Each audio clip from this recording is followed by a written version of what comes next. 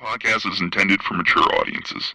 The views and opinions expressed are those of the panelists and do not reflect in any way those of the podcast partners, sponsors, or affiliates. Enjoy. Hi, this is Michael Buffer, and you're listening to the Voice of the People. Let's get ready for Boxing Voice. Every day I'm hustling, hustling, hustling, hustling, hustling, hustling, hustling, hustling, hustling, hustling, hustling. Every day I'm hustling, every day I'm hustling, every day I'm hustling, every day I'm hustling, every day. 12 years. I never expected it to turn out like this. TheBoxingVoice.com. Shout out to the community, man. I appreciate y'all. What's happening, people? Info Joe, Los Angeles, in the building. Adrian, the problem wrong, the man from the frozen tundra. Keem, straight out of Florida. Liz Lowe, Decatur, Georgia. You already know what it is. It's the Queen, Martha K, Detroit, stand up. David Maldonado, New York City.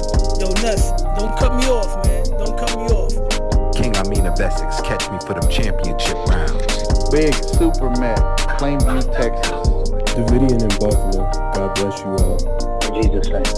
Without Chai, it ain't nothing. Without the callers, it ain't nothing, man. Bad Girl, TKO, San Diego, California. Big Fish, Vegas, Palm Beach, Florida. Intrigue the Incredible, straight out the ATL. James Benitez, Huntsville, Alabama. It ain't hating, it's just the truth. Show Kid, Mount Vernon, New York, suckers. SDS Promotions. Coach Mide from London, UK. Checking in from Tennessee, it's Lethal James, P-A-Y-N-E. It's lethal. Line 6 Reed, just spreading that boots gospel. Bo from Bama, only in America. Well, I'm a true attestation to the American dream.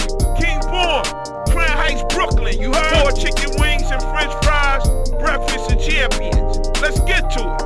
JT, New Orleans, Louisiana. Stuff like that. Yo, TVV, this Coach J-Mac. New Orleans, Louisiana, 504, baby. What have you? C. Y. E.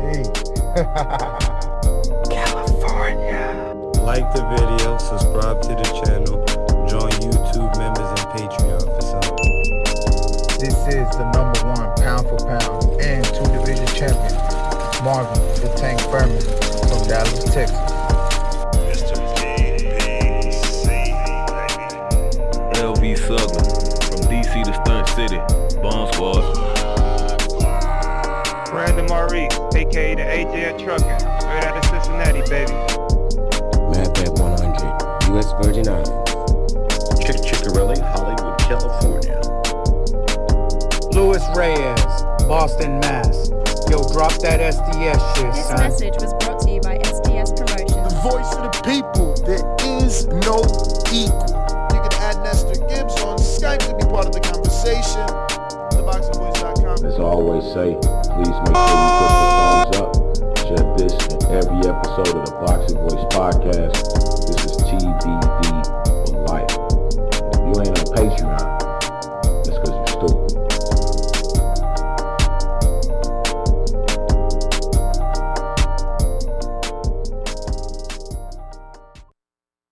Good morning, TheBoxingVoice.com. Charlo is an American, and he's certainly better known. A Charlo fight with Bud would be a much more attractive event. And, as a promoter, I looked first whether the fight would appeal to people. And there, it's clear what's not to appeal. Charlo's a terrific fighter, has had a lot of exposure. A lot of people would be interested in that fight. Again, I haven't talked to Bud about it. I wasn't aware of any of this conversation until you raised it today. But if that's what Bud wants to do, I'm in favor. Your Crawfords. Now your Crawford. My dog live in Omaha. I know how Omaha roll. Y'all ain't never seen no real shit like this shit here. How about he do his best and go fight Earl Spence then? Shut up, take a little bit less money, be quiet, humble yourself, and fight Earl Spence, he a stud. Do what he say, and then you might be the challenger sometimes. Bob Arum don't give a damn about him. Bob Arum told him to his face, he done got lawsuits with his own promoter. You ain't worth shit to me, for real. You got Ennis, you got Garcia, you got Thurman, you got people making a name for themselves in your own weight division. Sit your ass in your weight division and see if you can beat one of them. Cause fucking with me, you gonna get knocked the fuck out. I'm a knockout artist, baby. What up, TBV? All I want to say is I'm so excited to be allowed to cover this sport and actually get paid for it because I love the drama of boxing. Everything about the Brian Custard Last Stand interview with Jermell Charlo, the number one at 154 pounds, the Ring Magazine, WBC, IBF, WBA.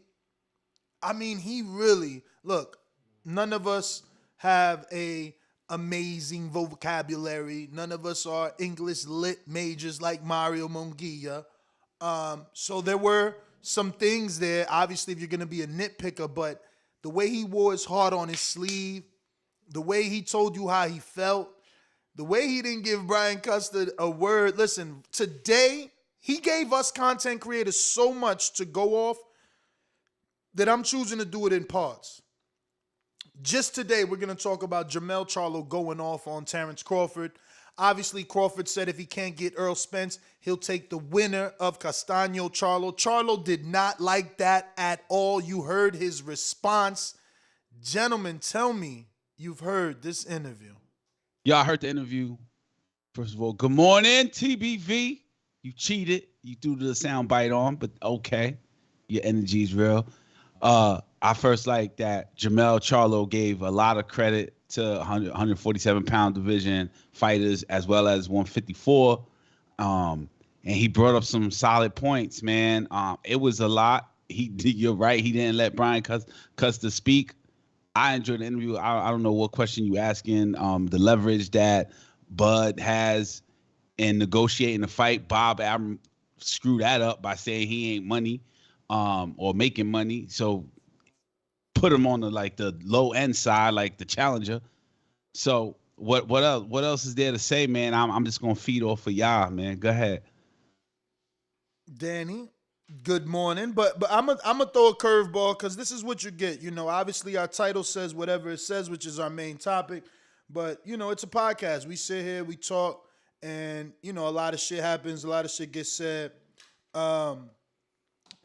So me and Danny was talking off air because we had a little on-air conversation about a specific fighter choosing not to go to sparring. I saw that. With another specific fighter. Right. We were keeping the specifics of the identity secret. Mm-hmm. This is good. Go ahead. Where you going? But at this point, I think Mr. Alvarez, a.k.a. Ringwalk Danny, he still don't want to reveal? No, I think at this point we could reveal he commented on the comment section and he posted on his story. So this goes out to all the haters. They like to say Ness is egotistical.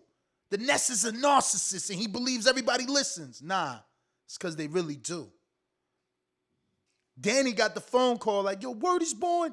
We gonna come get your co-host. Nah, he joking. Clap him with the motherfucking 20-ounce glove over the head. I'm like, yo, my bad. Nah, he ain't say that. But nah, he ain't say none of that. But he didn't like it. He said his time is money. See, well, who's his? Like, I didn't get the name. Nah, though. we ain't revealing that just yet, even though it's out there. We just we gonna keep you in suspense to the last moment. But look though, the clip was cool. The clip was cool, but it don't give the full context, right? What you mean? So in that show, like around that conversation, I kept saying, "Yo, you can't tell the next man what he worth." Yeah. You get what I'm saying? Oh, so But you saying he tight with you? He felt like you ain't defend him?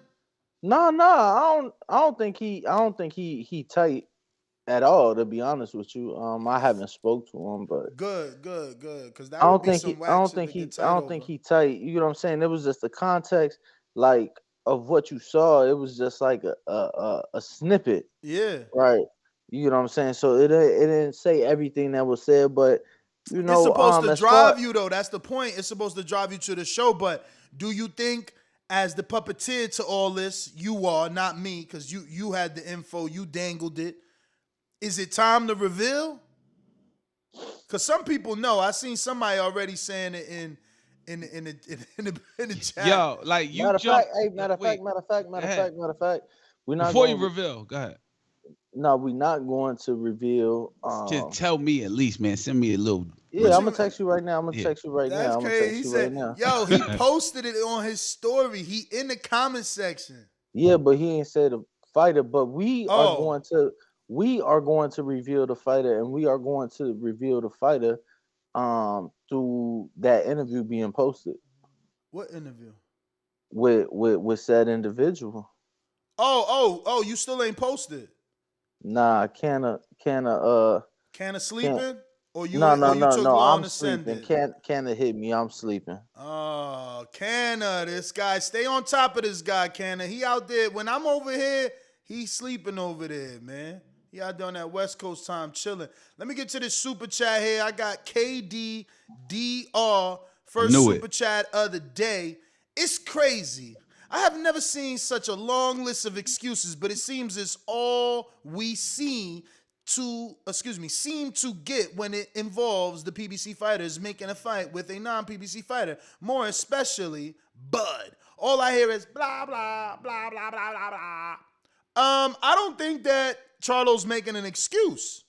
I think he's more like a warning, like, you better handle Earl. You better handle these young lines, Ennis.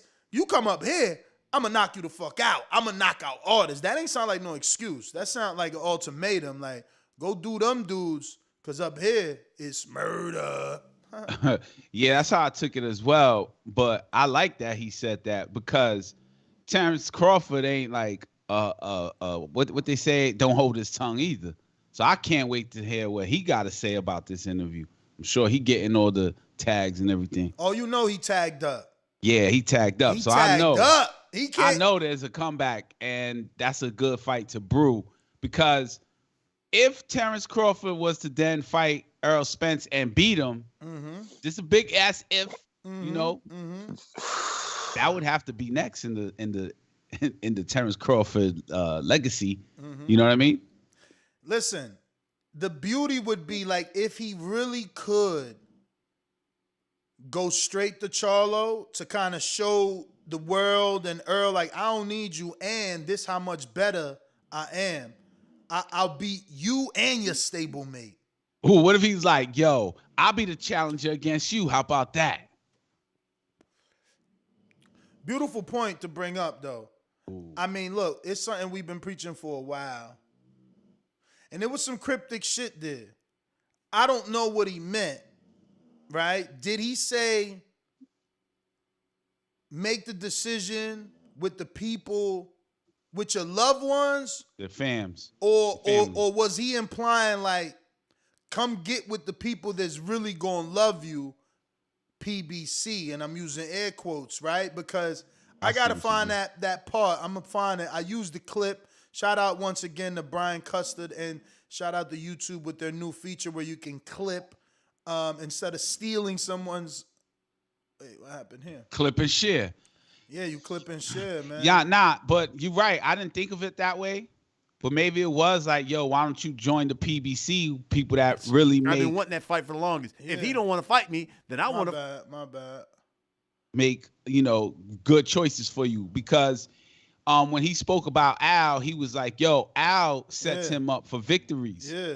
And I know that they was talking about, like, financial and business and future and security over, a chess piece weeks. on the I've been wanting that fight for promotion the longest. management chessboard.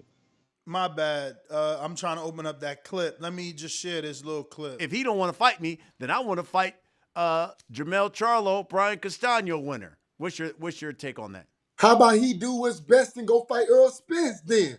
Shut up, take a little bit less money, be quiet, humble yourself, and fight Earl Spence. Let's stop right there.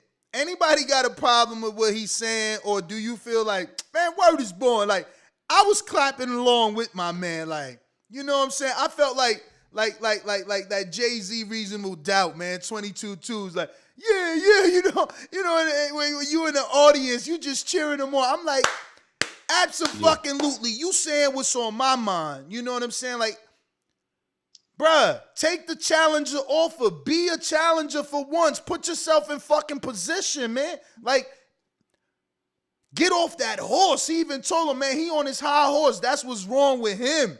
Like, everybody's telling Crawford the same thing. Like, when is it gonna sink in? That's all I'm asking.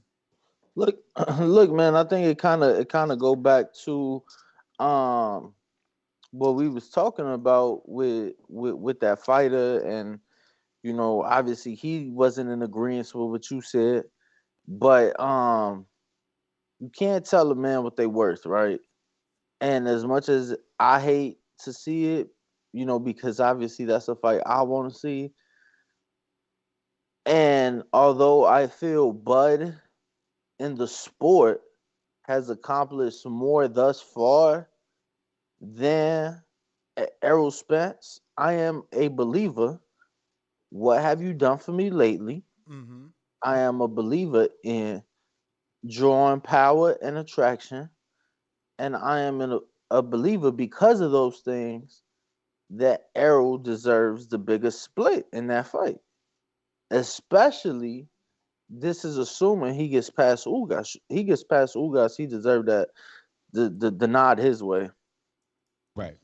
Also, now, I'm not saying nothing like a Fury Dillian White split, but yeah, I'm a believer because of power of attraction, you know, the drawing power, because of what you've done for me lately. I believe that Errol is deserving of that bigger split. I got a cash app from Anthony Johnson saving us that 10%, and he said, favorite way to get ready for work. TBV. Shout out to you, Anthony. Enrique, you had something? Yeah, man, I want to say, of course, we all are firm believers that Earl Spence did more. No. But we not, saying, though. Who not? I'm talking about like this 3-panel heads right here. I'm thinking. You know what I'm saying? And like the public. I feel like the public as well knows the truth about who is the biggest star.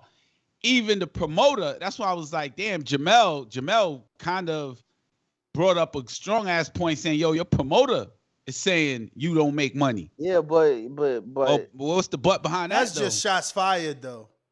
Yeah, but the promoter did say that shit on freaking television. He did. But he's not gonna say that about Errol because he don't promote Errol.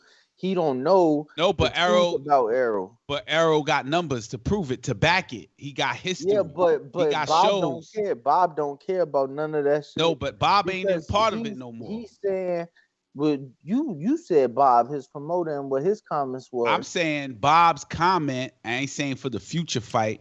Bob comments ruin any leverage that Terence Crawford could bring in a negotiation. Nah, I don't think so. But you know, they just said it. How you don't think so? If you were Errol Spence, what you gonna say? You not gonna use the quote like you don't make money. I'm the dog here.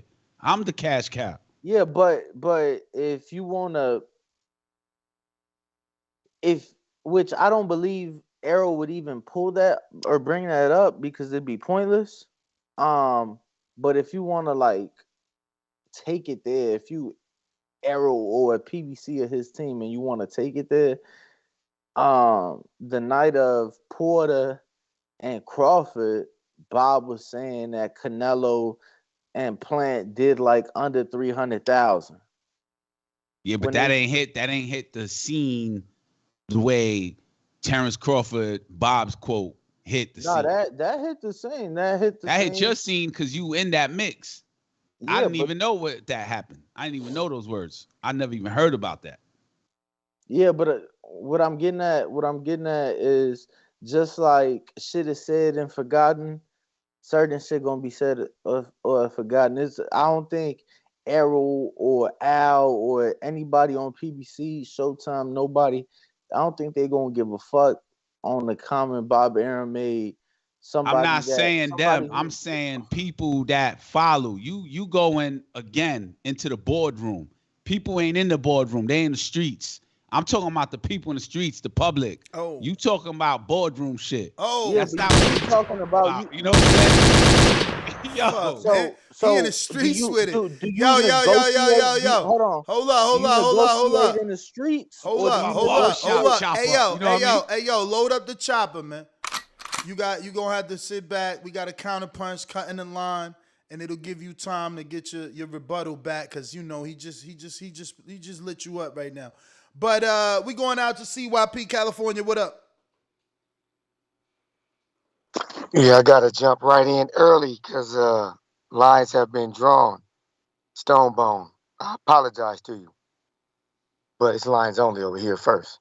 So I just want you to know that before we even jump back in here 2 hours from now, expect it to come. And anybody else who thinking what Charlo said was offensive and he talked too rough and I don't like his tone, lines only. I don't care about none of that. What he said was true. Bud may get knocked out up there. Bud may have a great fight with Charlo up there. But Thurman fight, great fight. Spence fight, great fight. Danny fight, great fight. The fact that y'all so vetted on what the hell Charlo's saying just shows that y'all just don't like these men. Now, I always told y'all, Jermell is the one who talks the most. But y'all always find ways to hate Jamal because y'all really don't like neither one of them, to be honest with you.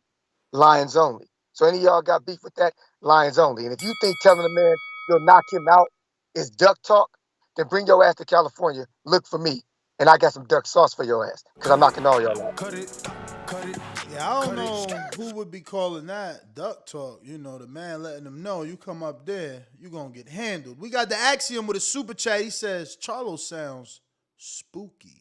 How do you interpret that? Because spooky is scary. Hold on. So is Charlo scary, or does he sound not, scary like he's scaring people? We Because gonna he sounds tough. get to that. We gonna get to that. But I wasn't finished. Oh yeah, my bad. Shit. No, that's how you gotta be. You gotta remember your point and jump back Yeah. to it. My bad. Yeah, but nah. Enrique was saying that when it comes to negotiating, he ain't gonna have as much leverage.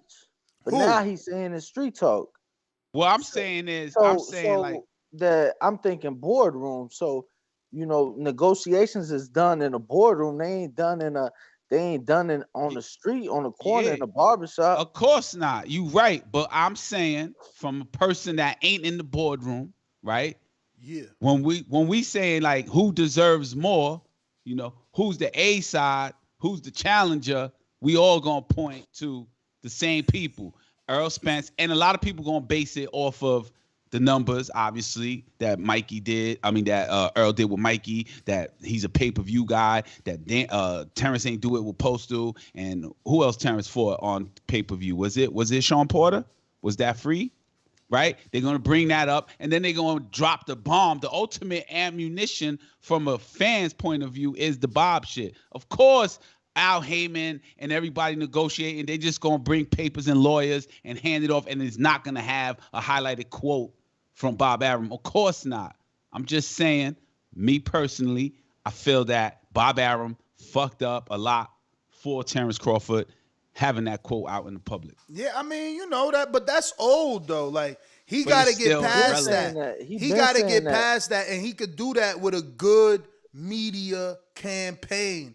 Politicians do it all the time when it's election time. They go hard on their marketing campaign and put the buzz out there. But look, let's get to this super chat. The Axiom says Charlo sounds spooky. So spooky translates to scary. When you tell me someone sounds scary, you trying to say they sound scary, or is he trying to say like scared? He talking so tough, he's scaring other people. Like he sounds scary to other people. Like I don't know how to interpret that super chat. That's all I'm saying. Sounds I mean, spooky. the only way I interpret that because of the way I came up is I've never heard people say, "Oh, they sound spooky," but spooky is scary. You say somebody sounds scary, like, "Oh, I'm scared of you," like, basically inferring that Jermell Charlo, somehow scared of Terence Crawford, whatever the case may be. So Yeah, that's the way I that's the way interpret it like this. When I was growing up, yo, that's the spooky house. Don't Yeah. go in that house. Yeah. It's spooky. So I don't know what he means about, Jermell Charlo being sound and spooky. Yeah, I ain't get that one either, That's man. his word spooky. I don't get it. I ain't get that one either. But so you did say, touching back on that sparring situation, you did say we was revealing a sparring partner or no? Nah, we gonna hold off. All right. We got Diallo, right? Diago. Earl, Keith, and Jermell are speaking duck language. I don't get it. Wait, how is that duck language? He literally said he'll knock his ass out. Yeah, but all right, I'm gonna put it to you like this, right? Because a lot of people don't like the way he was talking. Right? What you mean? Like he was too tough? So right, or like so some people like in Chicago, like, oh, he talking greasy, like basically you just talking out your ass. You just talking Yeah, like but he not. He is the top dog. Like, what did he say that was like? Yes, it was greasy, and to us on the East Coast, like we call greasy slick talking, and that's what he talking slick, he talking greasy because he got the juice. He the man in the division. He said it like, come on, man. Lubin, I knocked him out. He trying to get back. You know what I'm saying? Terrell Gachet, you sparring with, man, Gachet ain't on my level. Like, he keeping it real with you. I don't get it. And as a competitor, like, bro, if I'm a fucking DJ, I'm going to say I'm a better DJ than you. I scratch better than you. I got a better set than you. I entertain a crowd more than you. I get more girls than you. My fucking parties are jumping more. I'm booked more. Like, I cost more. Like, that's part of competition, man. I like everything he said. I liked I'm more of a fan of him now. More of a fan. So and this isn't me trying to be funny, trying to double back, but just playing I guess devil's advocate in a way. So you remember recently, maybe a month or two ago, Terence was out on the beach and he walking in the water. Where are you? I thought you the big fish. I'm looking for you. Right, obviously in reference to Errol Spencer. You became a bigger fan when he was doing that? Hell yeah. He looking for Earl. Earl called himself the big fish. Yeah, I get it. It's the tit for tat. It's the let's grow the fight. Let's build the fight. Okay. Yeah, no, look, I had zero problem with what Jermell said. Zero. But I have to play it both sides, right? Some people gonna be like, "Oh yeah, he calling for Bud to go fight Errol because he don't want to fight him." I can see that. You know what I'm saying? And I'm not saying that. Bro, but how could you see that? First no, of all, I'm gonna tell you first something, of all, nah, I get you, but like I'm 54. You don't know what I'm about to say. 54. I'm about to undispute. My fight is signed, sealed, delivered. I got something on the fucking table. So I'm telling you, you calling me out? Man, you better handle Earl Spence and all them young, hungry lions, because you fuck with me, you going to get knocked out. I don't hear no duck talk, and I don't hear no, oh, I'm sending Earl to go handle my business. No, I'm telling you, if you want legacy, Earl right there, because he the fucking man in that division. And that's how Jermell was talking. He was like, bro, nobody can fuck with Earl. He in the gym with him. I don't know. Everybody different. Everybody come from a different part of the world, so we interpret things different.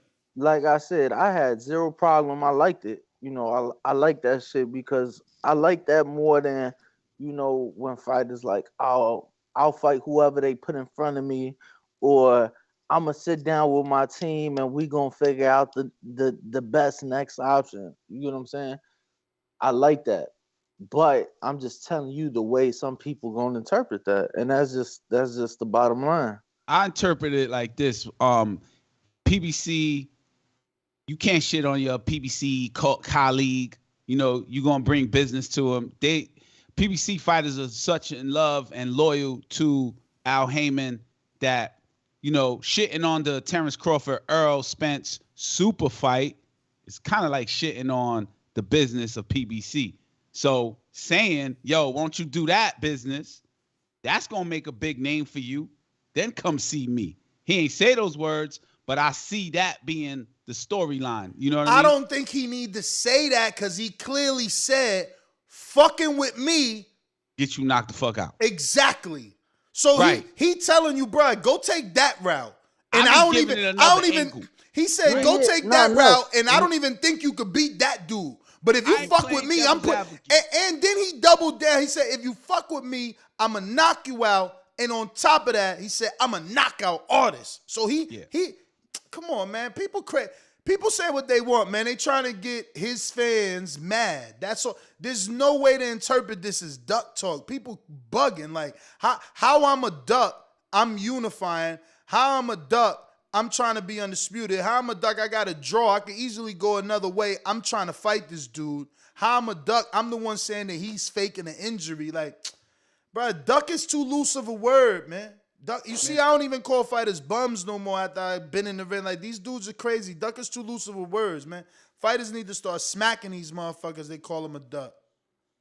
I mean, I said it, man. It's 2 moves ahead, right? So he got to take that first move, that Earl Spence move. I think Terence fights Earl, he instantly grows 3 times, you know.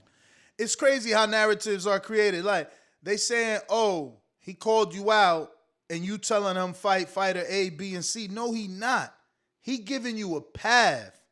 He giving you a path. Same shit we've been saying. Like, you sitting around doing nothing.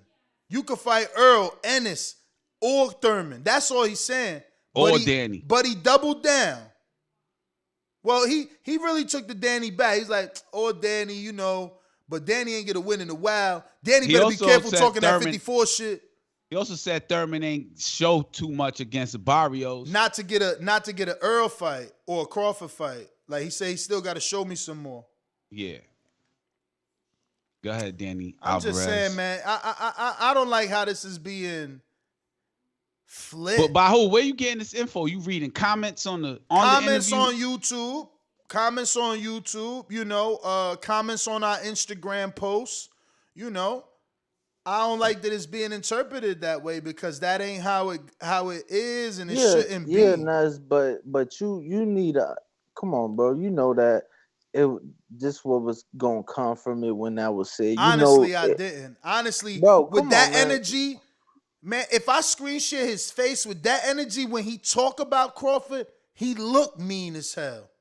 He looked mean as hell. Like, but you got people that, like I said, bro, we have to play devil's advocate. They was gonna come at it another way.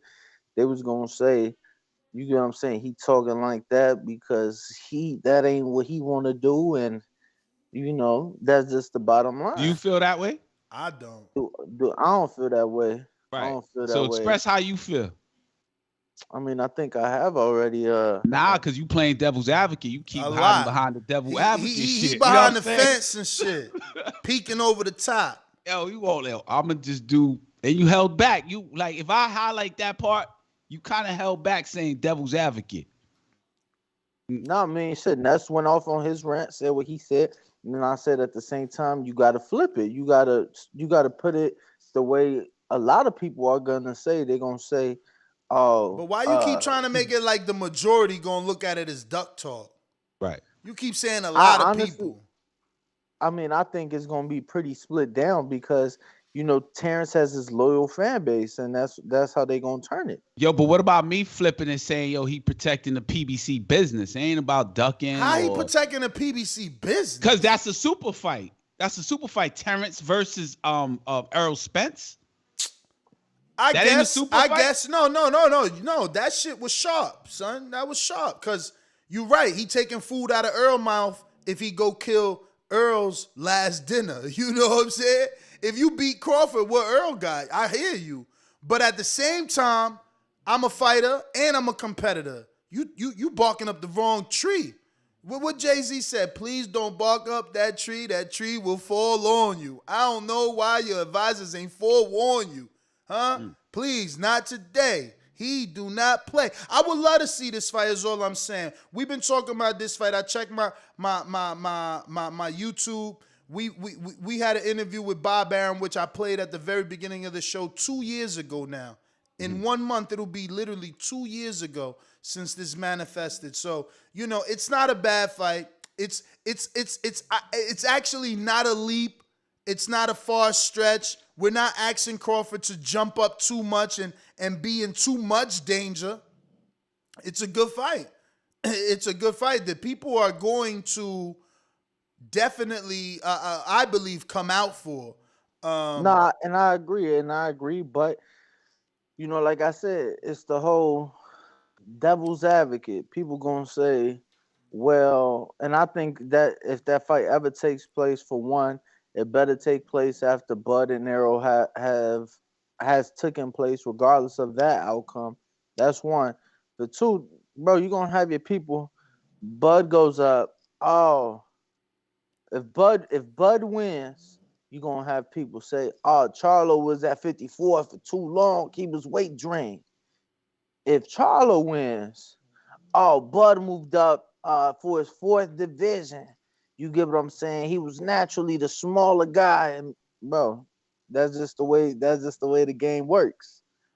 Yo, Ignorant Boxing, right? I think this probably was our last interview with Bob. I don't know what we did to Bob, man. My man was coming on a podcast for like 7 years straight. And after this Crawford interview, I think it was a wrap. We ain't had him back in a minute. Not on the podcast anyway. But this subject has been talked about for 2 years now in April. But we got a super chat from KDDR7989 who says, Bud, the real boogeyman at 147, 154 pounds, PBC ducks, don't want no smoke. All of a sudden, they become managers, financial advisors out of nowhere. Take this like they CFOs. This is just a narrative to try to create another narrative or continue the narrative that Crawford is somehow a boogeyman or a duck fighter. Jermell ain't ducking him and he ain't avoiding him. He told him clear as day, man, you better go fuck with them dudes over here, because over here you'll get knocked the fuck out. I am a knockout artist. Those are not duck words. Those are not roadblock words. He ain't put no roadblocks. He made it clear as day. It's on Crawford to say, man, you ain't knocking shit out. Talking like that, now you the fight I want. You know what I'm saying? But they both busy, and by both I mean Earl busy with a signed fight, courtesy of Al Haymon and PBC, and so is Jermell. So, the only one out that needs a fight, we already know who that is. But he's a free agent. So he got to get a call, or does he make calls? I'm trying to understand that part of it. I keep telling y'all, man, he got to make a call. Listen, you a casual fan, right? Right. What does that mean to you? That, the names on the marquee, the big names, the names that make the news, those are the names I'm fighting. I'm watching. To me, that means that you ain't supposed to know everything about boxing or all the ins and out about boxing, right? Right. Cool. So, when we talking about Charlo and Crawford got to cross the street. Because, again, you're the casual fan. Who do you say Steven Espinoza, Showtime executive of sports, who would you say, as the casual fan of the podcast, who's his alliance to? Is it with Bob Arum, Eddie Hearn, or Al Haymon? Al Haymon. All right. So if you want to fight Ennis, you got to go where? You got to call up the people that manage Ennis boots. That's Espinoza. Right. Now, do you think Espinoza's going to call you? Or rather, as Enrique Church, the casual fan, do you believe that Espinoza's going to call Crawford, or is his alliance to Al Haymon going to have him just dealing with Al and Al's welterweights. So with that one, I'm thinking that anybody who gains or acquires the the Terence Bud Crawford fighter is gonna get wins. So I feel like that's a good acquisition. Absolutely. If I was Steven Espinoza, I would be like, Terence, come here. Would I matchmake him with the names? Probably not. But this the thing. Can you really, if you're Espinoza, I'm glad you went this route. If you're Espinoza, can you really go out and try to, and I'm using air quotes, acquire Terence Crawford without the okay of Al Heyman? Because all you got is Ennis. Ennis is not on contract with Al. So, yeah, you can make that one fight with Ennis and Crawford. You still got to turn to Al now and say, yo, Al, what could we do next? Ennis won. Path. Yeah, you got to sit down with Al. Be like, yo, I'm thinking of getting this Crawford kid. Would you throw me some bones at welterweight? Because I could put him in there with Ennis, but I think that's a pay-per-view. So we need to fight Keith, build that up, and then throw him in there with Ennis. Yeah. You know what I'm saying? So all I'm saying is Crawford waiting on a call from Espinoza that ain't never gonna come, because Espinoza, it's like me and you my man. Why you gonna fucking call the ops? You gonna call me to break bread. Like, these dudes don't fucking get business. Yeah, nah, I get what you're saying. So Terence got to make the call. He gotta go over there and see what's cooking. Yeah, exactly. Sign me right now. I want Thurman. I ain't saying be that aggressive. I'm definitely saying go over there. It's like, yo, Espinoza, you know what I mean? Remember back in the day on that East Coast shit, tap his pockets and shit. Like, yo, Espinoza, what up? Tap his pockets. Yo, what up? Yo, what you got cooking for me? Like, what's cooking on the Showtime side? You want Terence Bud Crawford? Like, sell yourself as a fucking commodity. You want some of Bud Crawford over there? What? Y'all don't want to see me in boots? You got some pay-per-view, do the baby, rub your hand. You got some pay-per-view money for me in boots? Like, what the fuck? See, that's the thing. I'm shocked that has not yet happened. Bruh, because, man, I'm shocked. They out here playing Danny was games. in the boardroom in the conference on the board of boxing across everybody. I'm shocked Danny don't got a little bit of behind-the-scenes scoop on Terence Crawford. Like, we know he's fishing. We know he's active on Fight Night on Twitter. There's so many rumors about what he's doing and what he going to do. What's he doing? He's re-signing to Top Rank. Don't say that. Come on, man. Blasphemy. I want to know. I rebuke that in the name of Jesus Christ, man. You know what I'm saying? Nah, man. Don't play that. That's that. You is the devil. You try to get him back signed to Bob. Like, that shit ain't going nowhere. I ain't say that's what I want to see. If Eddie said already that he can't even do nothing for Crawford because the fights is on the PBC side. So listen, everybody it goes back to Jermell. Everybody telling Crawford the same thing. Bruh, let me play the motherfucking clip, man. Play the clip, man. Yes, good. Do and fight Earl Spence. I've been wanting that fight for the longest. If he don't want to fight me, then I want to fight Jermell Charlo, Brian Castano winner. What's your take on that? How about he do his best and go fight Earl Spence then? Shut up, take a little bit less money, be quiet, humble yourself, and fight Earl Spence, a stud. Do what he say, and then you might be the challenger sometimes. These people don't know how to do that. They don't know how to be the challenger. That's his problem. He think he too high up on the horse. Bob Arum don't give a damn about him. Bob Arum told him to his face he done got lawsuits with his own promoter. You ain't worth shit to me, for real. That mean the man didn't really care about you anyways. You should have just shut up, made the right decision with your people that love you. Now, that's the part I was saying I think is cryptic. Who you think when he mean the people that love you? Do he mean Bo Mac, like the wife? Yeah, his circle. I don't know, man. I don't know. So I took it when you brought it up, when you put it in that little stumble right there, right? Not to be all psychoanalysis or analytical on it. When he was like, be with your people that love you. Yeah. You know, it went like be with your real people. Exactly. Right? But he switched it up to people that love you. Exactly. So that we could then interpret it to like and look, the circle, look. Which is both sides, really. Listen. What is the basis of Terence Crawford's lawsuit? That he don't promote black fighters. And who is your real people? PBC. Yo, Danny wasn't thinking like that, man. I'm telling Danny you. the man, he thinking business, man. We psychoanalyzing over here, man. No. We fake psychiatrists on YouTube, man. I'm just saying. I'm a body language expert. You can't be ignorant to the fact of what people gonna come say. The Terence Bud Crawford people. You can't be ignorant to what they gonna come as a rebuttal and try to defend their guy.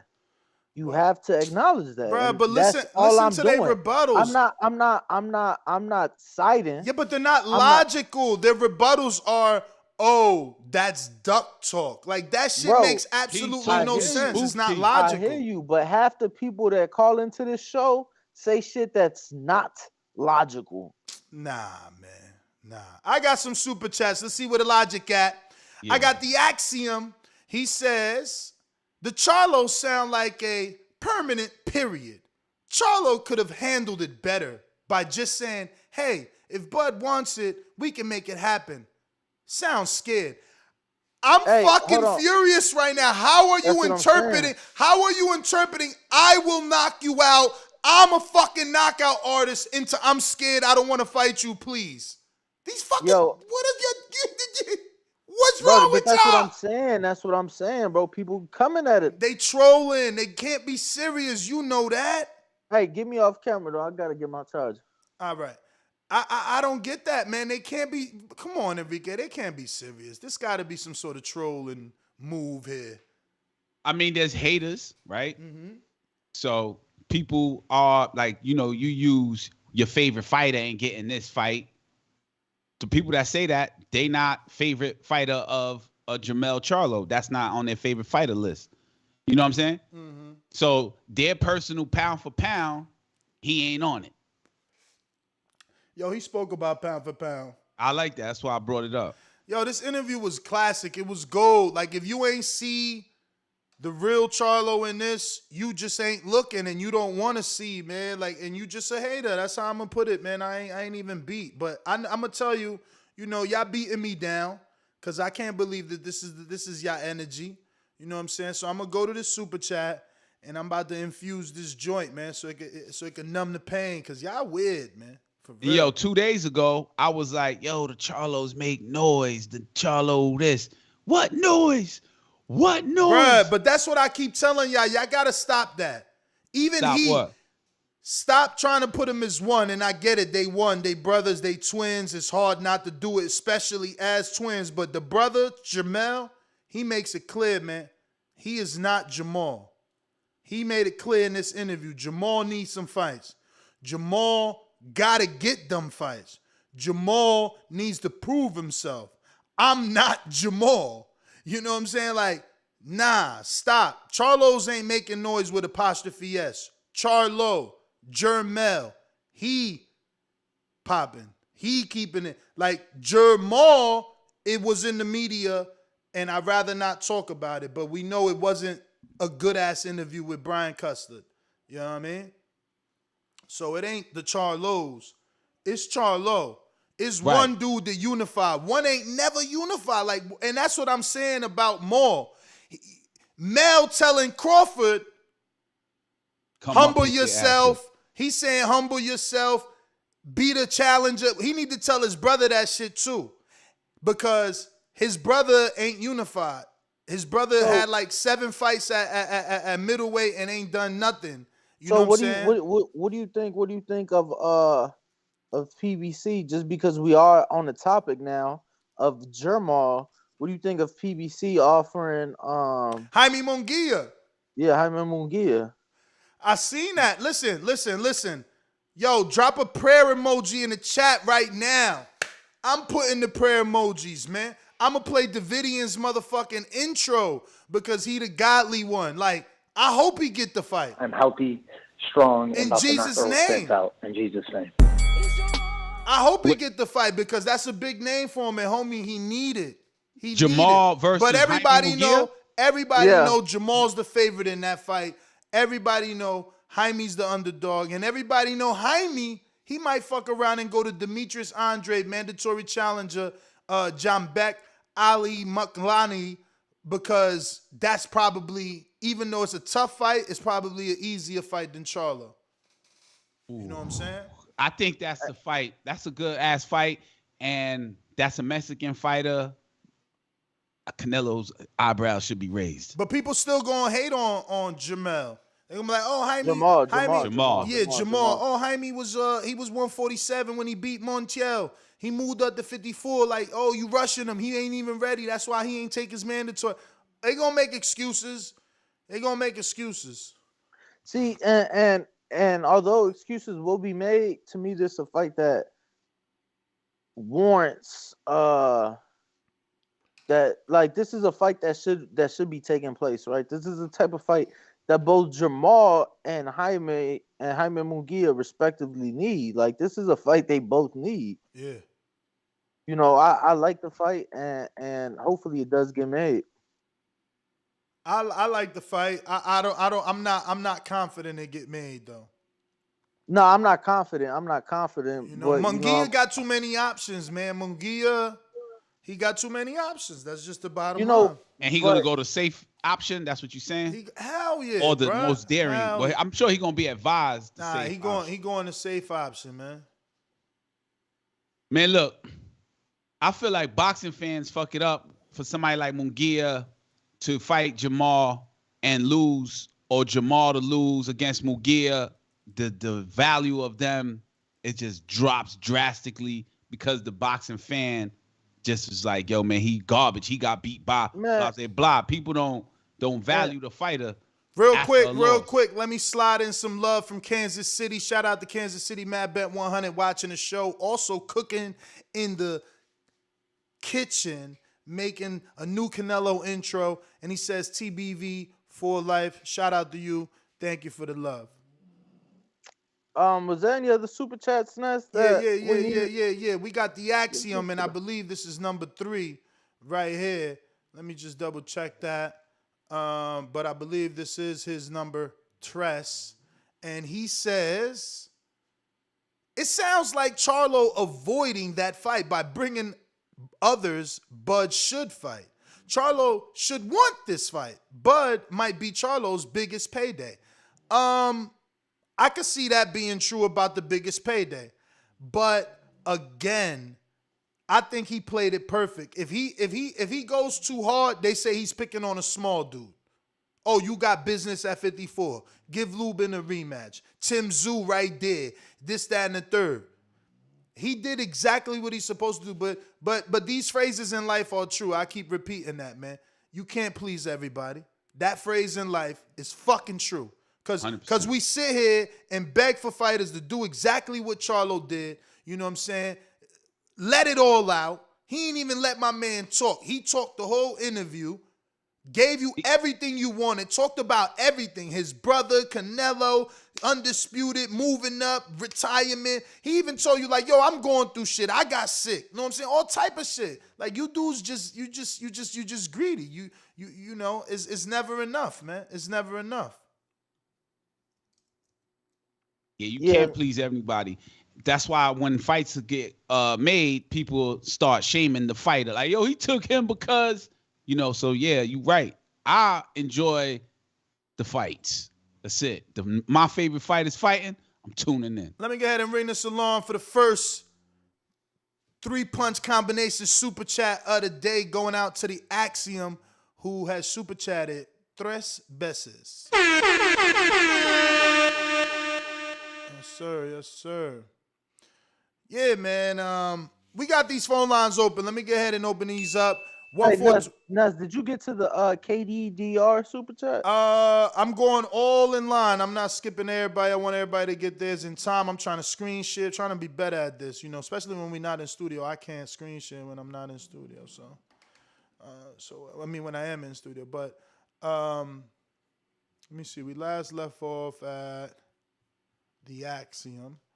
And I'm going to open up these phone lines in case you guys want to talk about this very entertaining interview. Shout out once again to Brian Custard. Remember to rate us 5 stars on iTunes. And the Last Stand podcast for the interview, giving us some content to discuss this morning. 1-425-569-5241. Press 1 time. Voice your opinion right here on the Voice of the People hotline. Don't forget to add Nestor Gibbs on Skype to be part of the conversation. And we got CYP. Counterpunch, número dos. Hold on, real quick. Y'all hear me? Yep. All right, listen, man. We got to stop this one narrative that's been going on too long. You could respect Jermell Smith, respect Jermell for doing what he did at 154. But you do realize that if Jermell was Jermall, he would not fight Andrade at 160 because that was his beef with Andrade, not Jermall. So that fight's not happening at 160. Triple G's not fighting either Charlo. That fight wouldn't happen at 160. Canelo does what the fuck he wants. He would have moved up on that dude too. He would be in the same position as his brother if he was at 160. Jermell switching places with Jermall at 160 does nothing. He does not become unified there, just like Jermall. You guys are crazy. Do you realize that Jermall beat J-Rock, Austin Trout, and Bundridge? Bundridge beat Corey Spinks twice. Understand what I'm saying? That if Jermall stayed at 154, he'd be the top dog. Cut it. I mean, I get that logic. You know, look, you dealt the cards that are dealt to you. You know what I mean?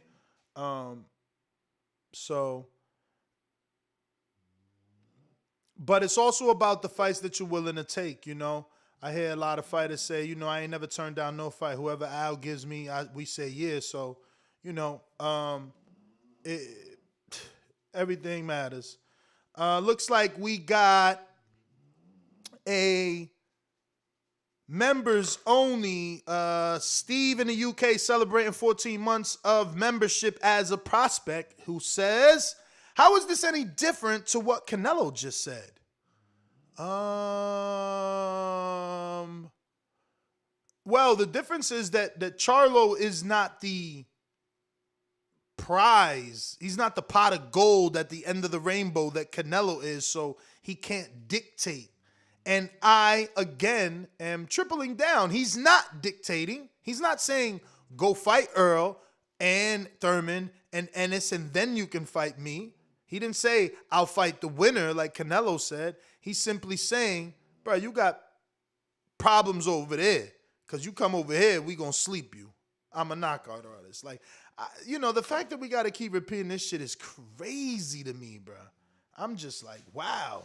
It's really. Yeah, I just want to give a huge shout out to Brian Custer, because Brian Custer does a great job with The Last Stand, and he's currently on his way to Dallas to join Arrow in camp and to bring us another great exclusive. Yeah, man. So shout out to Brian Custer, man. Definitely shout out to him.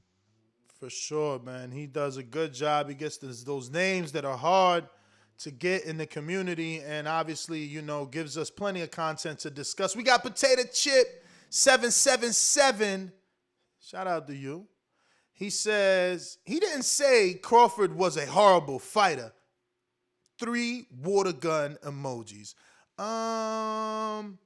Horrible fighter. That's true. Canelo did call Andre the horrible fighter. And he didn't even get as much backlash as Jermell is getting. Jermell actually said he'll knock him out, and somehow he's ducking Crawford. It's crazy to me. Did I just we went to CYP second counterpunch, right? I'm over here tripping. Yes, we did. Call me Trip. I got who's next on the counters? On the supers. I think we got some more. I'm going to open up these phone lines. Let's go out. Use that hands up Skype feature. Nah, not all of them. Use the hands up Skype feature to get on the call, please. That's going to indicate to us that you do want to get on the show and voice your opinion and let us know, what is on your mind and what you think about this particular topic. Hopefully you heard the interview with Jermell Charlo and you know exactly what everyone is all hyped up about.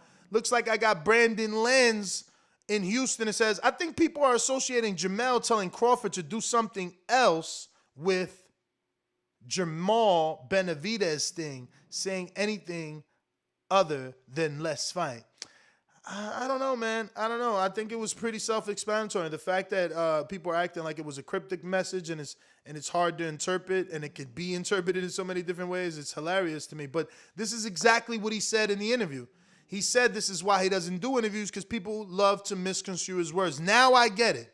You guys are trying to misconstrue his words. You guys are trying to have him say something that he did. And he's telling you, I'll fuck Crawford up. You trying to make it be anything other than that because you're a fucking hater and a troll and you want to get under someone's skin. You understand? I got D Nice in Tampa. Isn't this how fighters are supposed to speak? What's good, TBV? What's good to you? And abso-fucking-lutely. This is what I love. I don't know about you guys, but I want my fighters to talk like this. I don't want, church mouse fighters. That's not what I'm into, I got a cash app from Anthony Johnson that says, Mel ain't Maul. He tripping on Bud. That's exactly what I'm saying. You know what I'm saying? Like, he not biting his tongue. He told you exactly how he feel. He told you exactly what he would do to Terence Crawford. Somehow, I'm ducking him. Bro, boxing is crazy, man. Now I get it why these fighters be so pissed off and they don't got time for motherfuckers and they just ain't beat, because it's crazy. Time to motherfucking drop a bomba. Boom. Fat $50 super chat from KDDR7989. Say what? Ness, answer this. Who sold more pay-per-views, Bud or Jermell? Excuse me, Jermell. Why the F he got to take a discount to make a fight? Stop it. EJ sold more, but numbers on decline. Let's see what EJ versus Ugas does. So many obstacles, excuses to make a Bud fight, but fuck out of here. Stop all the cap already. I don't believe none of that, bro. I'm sorry. I don't believe none of that was roadblocks. And yeah, the way you word it, you make it sound cute, discount and all that, but the way Jermell said it, be the challenger sometimes. And right now is one of the times where you need to be the challenger. Both Jermell and Earl Spence Jr. have a whole bunch more belts and they are in a better position than Terence Crawford right now. So if he wants to fight with either, be the challenger. Humble yourself. Let's make this fight. You know what I'm saying? That's all that's being said. I don't know why people getting so upset about what he's saying. You know what I mean? Truth is truth. Truth is truth. Let me slide in the call here. Looking like I got Oscar in San Antonio.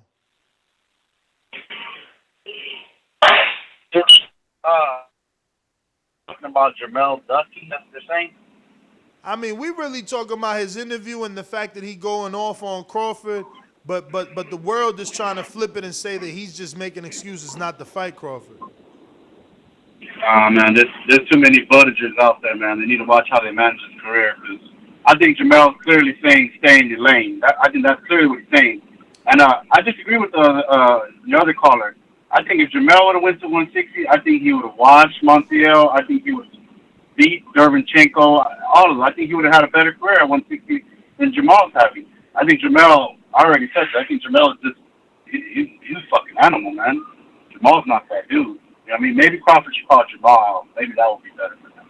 But y'all have a good day, and shout out to all my sanitation workers out there cleaning up the world. All right, champ. Keep on cleaning. We got KDDR with another one. That is definitely 1, 2, 3, 4 for the day.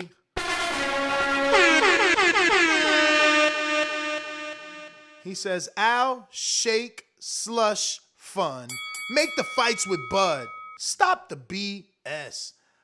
I don't get what he's talking about, but look, everyone is entitled to their opinion, but please. Tell the truth. That's all we ask around here, man. Please. Yes, that was Will Smith, man. Come on. Know your movies. I was about to go to somebody, but you know what happens when they hit you with that counterpunch. Number 3. CYP. Hold on. Did a dude just say he disagreed with me? Because if Jermell was at 160, he would have beat Derevchenko. Jamal beat him, beat the shit out of him. He would have watched Castano. It was 10-2, 11-1. What are you talking about? Are you telling me if Jermell goes to 160, he does the same exact thing as his brother? Oh, let me ask you this. If Jamal was to go to 160, could he beat Tony Harrison to be WBC champion? Could he beat Rosario to be unified? Ask yourself that, chat. Could Jermell Charlo beat Rosario and beat Harrison? That gives him 3 belts. Stop the dumb shit. There's nothing that Jermell is doing that Jamal could not do. Jermell was ranked number 1 at that division before he left, not Jermell. He did his brother a favor by moving up. One of the brothers was not going to get fights. Jamal being the more mature one said, I'll do it. I'm the one that's mature enough to handle all this bullshit that's going to happen at 160. Jermell couldn't do it. He's more immature. I rock with them both. If y'all don't know the story of them two, then stop talking about it. CYP out. CYP out. All right, now going to Cincinnati's own. Hello, ladies. Anybody that know me know I've been a player, whether it was in Alabama, Ohio, or anywhere around the globe. TheBoxingVoice.com. I've been smashing Telly Swifts, man. I didn't have to become a millionaire to get that caliber of woman. One of the people's choices, one of the fans' favorites, a guy that can galvanize this crowd such as myself. He's too ugly to be the world champ. The world champ should be pretty like me. The AJ of trucking. What? Yep, Brandon in Cincinnati. SDS Promotions. Yo, Ness. For other brothers on the panel, I don't know what else you got on there, but what's going on, fellas? Good morning. What's good? Good morning. Danny and Enrique Church. Oh, yeah, what's going on, Danny and Enrique? Shout out to Brian Custer, another Ohio native doing this thing, just proves Ohio truly does run boxing in every facet of the game. I'll be the first person to say I'm not a big fan of the Charlo brothers. They come off way too emotional for me. They give me like weirdo vibes. But I don't have a problem with anything Jermell said. I actually agree with him to a certain point. And the fact that he said, I'm going to knock your ass out, kind of proves that he ain't ducking the smoke because he threw a threat in there. So I don't have an issue with it. So let me say, Bud, finish your breakfast at 147.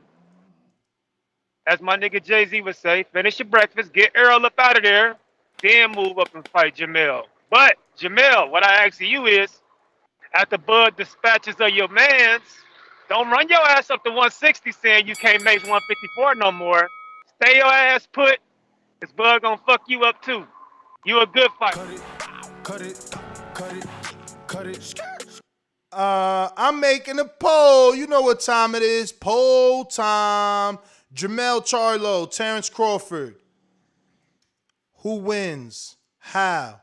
Panel. You know what though, Nas? I think the poll shouldn't be that. What? I think the poll should be how close of a fight is it? Because you get what I'm saying? Like what, 50-50 you mean? Yeah, like is it a 50-50 fight? Or maybe you should just include that as an option, like, Jermell wins, Bud wins, or too close to call 50-50 fight, something along those lines. What you guys think? I'm doing that. I'm going to go ahead and put 50-50. What else you want? 60-40?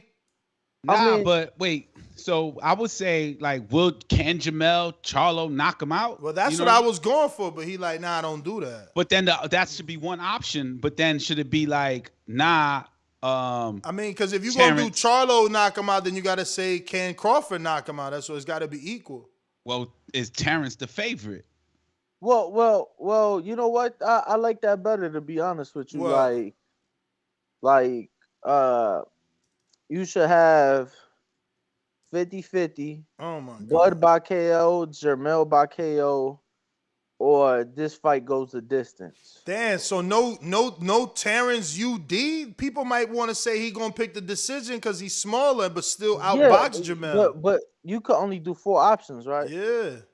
Yeah, that's what I was saying. So Bud KO, Charlo KO, 50-50, too close to call, or do like this fight goes the distance. What about Jermell favorite, Terence the favorite? Like, who's the favorite? Then who scores the KO? You only get four options. You only get no, those are the options. four. Like, who's favorite, right? Like, Jermell favorite, Terence favorite, Jermell by KO, Terence by KO. Yeah, but that's four options. But that's all you need. So you want to know who the favorite, but then so what if I think Jermell the favorite, but ain't gonna get but will get the knockout? How do I, like, you know what I'm saying? Like, I don't know. I think y'all complicated the shit out of it. I'm gonna go to a caller to let my brain calm down. Knockout. So then knockout 1, knockout B, decision, and then what's the fourth one? Yo, I don't even know. I mean, I'm lost here. We was just trying to get a little poll in. Damn. But let me get to a caller real quick. It looks like Decatur, Georgia's up and at him this morning. Yo, kill my camera. I'm going to go get a water. BoxingVoice.com. Hey, Daddy. Boxing thinking man's game. This is $1 bill. Skill. Up here. You got to be out think a motherfucker. That's what BoxingVoice.com. TBV, what's happening, man? Don't sound so sad now that they coming for you, man. Oh, boy, I'm over here lifted. I feel mighty fine. I'm finna get to the call. Don't worry. Rique, what's happening, dog? He stepped off, man. He went to get a Oh, water. damn. Ring walk with crack-a-lagging. Ain't nobody. All right. Well, check this. Ring walk. What's crack-a-lacking, they said? Oh, he having a fake conversation under his hand like the mobsters do. Let him do his thing. He probably talking to Bud. I ain't tripping. Hey, but check this. So, the interview was great. That was a male best interview. I'm like, whoever, I forgot who called earlier. At first, I ain't care for male too much because of how he is. But far as interview, that was his best one yet. You know what I mean? So, now I understand why people saying they can see him ducking, because it's like, you saying, I knock your ass out. But then you gonna tell me, so you better go ahead over there. It's like, no, you should. I guess in people eyes, not me now. I guess in people eyes, they saying, invite him to the fight. If he really wants to fight, just invite him to the fight. Invite him to the fight. Come on, man. Ain't nobody invite Big Baby to the fight. Like, bruh, you want to be at the fight, you go to the fight. You know what I'm saying? You want to make some noise, you make some noise, man. I'm lost, man. There's no way I'm interpreting that any other way than what it is. Like, I'm not telling you, oh, fight Earl, Thurman, and Ennis, and then you can fight me. I'm telling you, man, you better off. You better off fighting them, because I will knock you out. And by the way, I'm a knockout artist. So that's doubling down. Again, the fact that it's being interpreted differently is insane to me, but I mean, I love it. I mean, what else would I do if I couldn't be here trying to tell you what he really means? But, you know, once again, that shit is no different than what Canelo said, in the sense that, oh, people are going to say, you know, Canelo took that deal to avoid these fights. Canelo telling them, like, oh, I don't want to fight both of y'all because one of y'all going to beat me, so let me only have to fight one of y'all. So, same concept, bro. Everything's up for interpretation. Nah, man, that's just dudes that never been in the ring, man. For real. Come on, man. How you gonna say Canelo's ducking anybody when he fighting Bivol? But listen, I got J-Mac on the line. What up? You cut out a little bit there, but no, I hear you, bro. Like I said, everybody gonna have their opinion, and that's why I try not to get too deep into it, because some opinions, bro, some callers, it's like I disagree so much from what people say that it ain't even worth me entertaining. But see, people disagree with things you say, with things I say, things everybody says, so I'm not tripping on it. Like I was saying, I was just playing devil's advocate because I knew you was gonna have your crowd of people that felt that way. Yeah. I was saying I'm gonna get out to J-Mac. He's in New Orleans. I'm in the ocean. You say you the big fish. I'm looking for you. Maybe a Spence get his tail out his butt and he'll fight me. You are watching a master at work.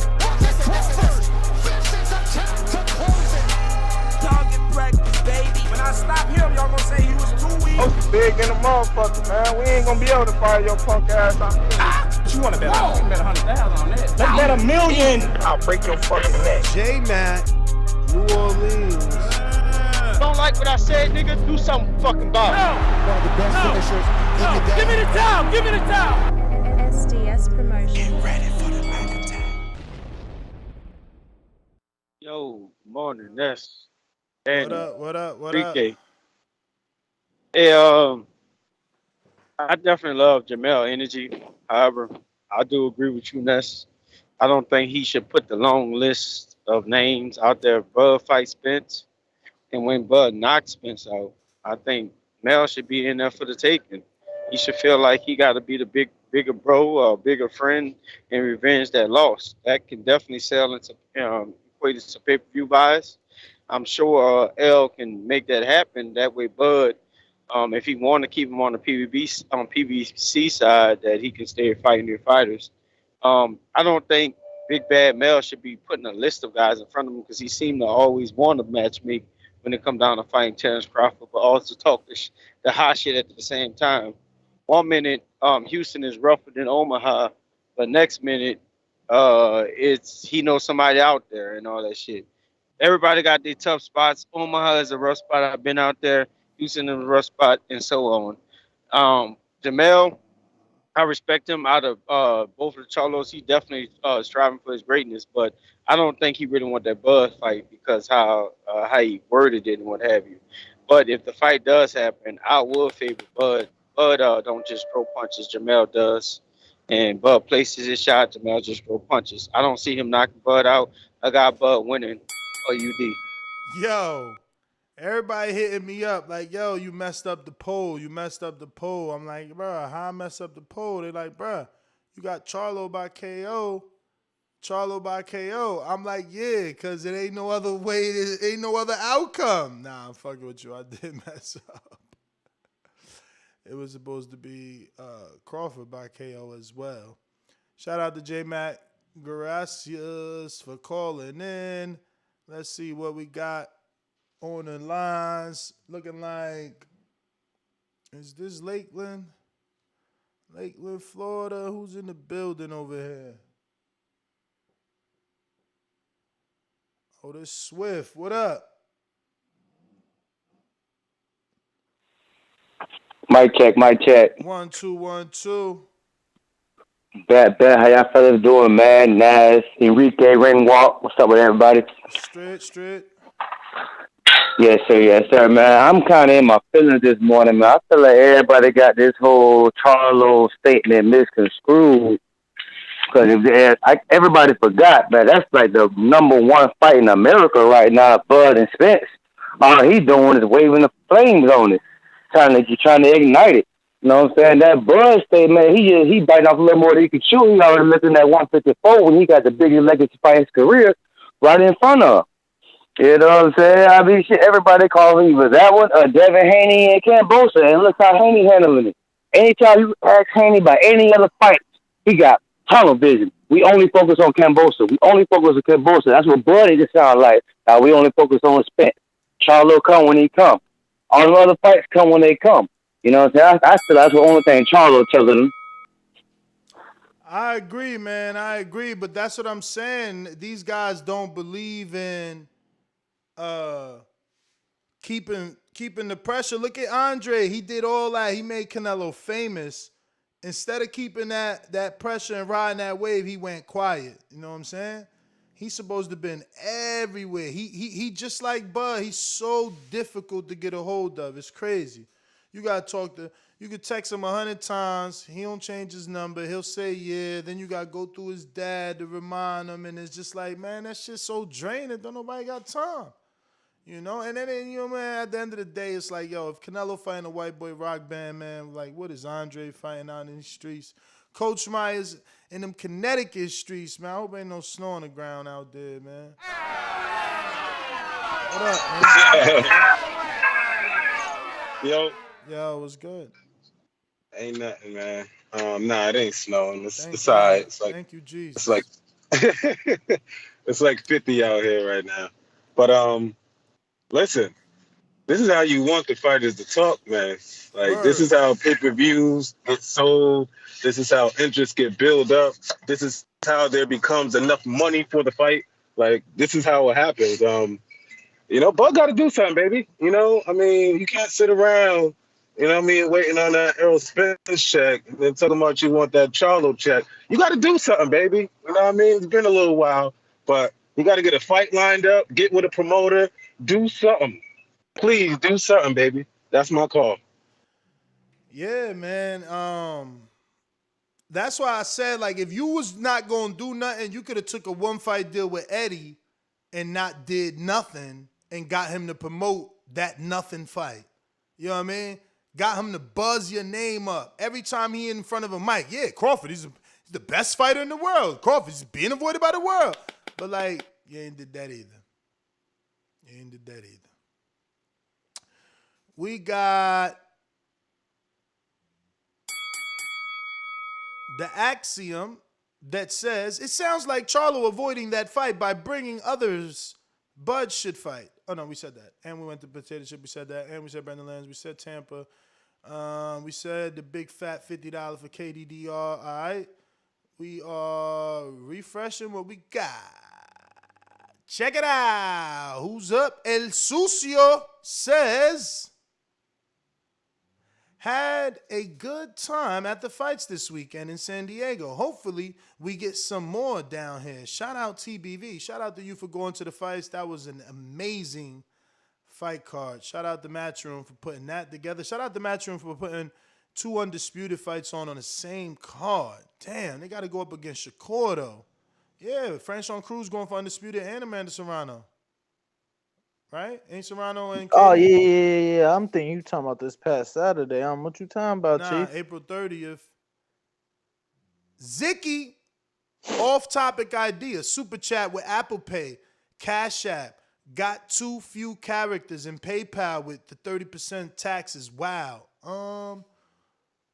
Super chat with Apple Pay. I mean, you could do Apple Pay, but then don't I gotta give everybody my fucking number and shit? I ain't trying to do all that. Yeah, you would. I ain't trying to do all that. Shout out. Speaking of Apple Pay, I got an Apple Pay from someone who do got the number super chat. And that's Majid who said, he said, look, I ain't trying to debate with y'all, but doesn't this matter? And it's a title and a link to Jermell Charlo saying, Danny Garcia and Terence Crawford need to fight each other. They both need to prove it. And I could see Jermell talking like that in an interview because, again, he thinks he the man. You know, like he said already about Danny. Like, Danny think he could just come up here and get a shot at me because he used to be the man at the lower division. Nah, he ain't had a win in a minute. Like, that's what Jermell said. Like, he knows boxing. So, you know, he just speaking the truth. You know, he feel like, yo, whatever you did down there is what you did down there. It ain't got nothing to do with what's going on over here. Because over here, I'm the king of this shit right here. And I feel everything he said, man. Like, again, I don't get how people, they're crazy, man. They're crazy. The Axiom back with another one more. We blowing up this joint with the bomb. He said, matter of fact, that's a 10 dub, man. We going to give you some motherfucking locked and loaded. We going to go with the air horn. For the $10 super chat, he said, Bud versus Charlo is historical. And as a fan of the sport, I want us to push this fight, especially if we can't get Earl versus Bud. We crown Canelo for doing weight jumps. We should want it for all fighters. Absolutely. And that's what Eddie Reynoso said to you, right? He said that to you, like, yo, only the greats move up. Sugar Ray Robinson, Sugar Ray Leonard, Sugar Ray Robinson, motherfucking Roy Jones. You know? Yeah, no, I mean, Floyd Mayweather moved up. We spoke about that last week, and obviously, as soon as he brought up Roy Jones, I was like, well, yeah, Eddie, that's the concern, right? Just to give people context, that's the concern. Roy moved up, fought John Ruiz, right guy, right time, became heavyweight champ, came back down to fight Antonio Tarver. He was never the same. So that was that, you know, just to give people context. I was like, is there any concern with Canelo moving up, for a similar situation and right opponent, right time, just to go get that cruiserweight belt, come back down and weight. So, and Eddie went on to say, hey, only the top guys, only the best of the best, only, the legends do things like that. So, I mean, and really yeah. that's true. Like Eric Morales moved up, Pacquiao moved up. These are legendary names. These are big names in the sport. These are names that is going to be very hard to forget. Marquez moved up. All these are names. Mosley. These are legendary names. So these other guys, they should keep doing their thing, man, following in the footsteps of all those greats before them. But we got caller, Plainview, Texas. What up? Supermax. BoxingWords.com. Poloki, you are next, my friend. Por eso lo vuelvo a repetir. La era del Canelo es la mejor porque peleó con los mejores. La suerte es para los mediocres, my friend. BoxingWords.com.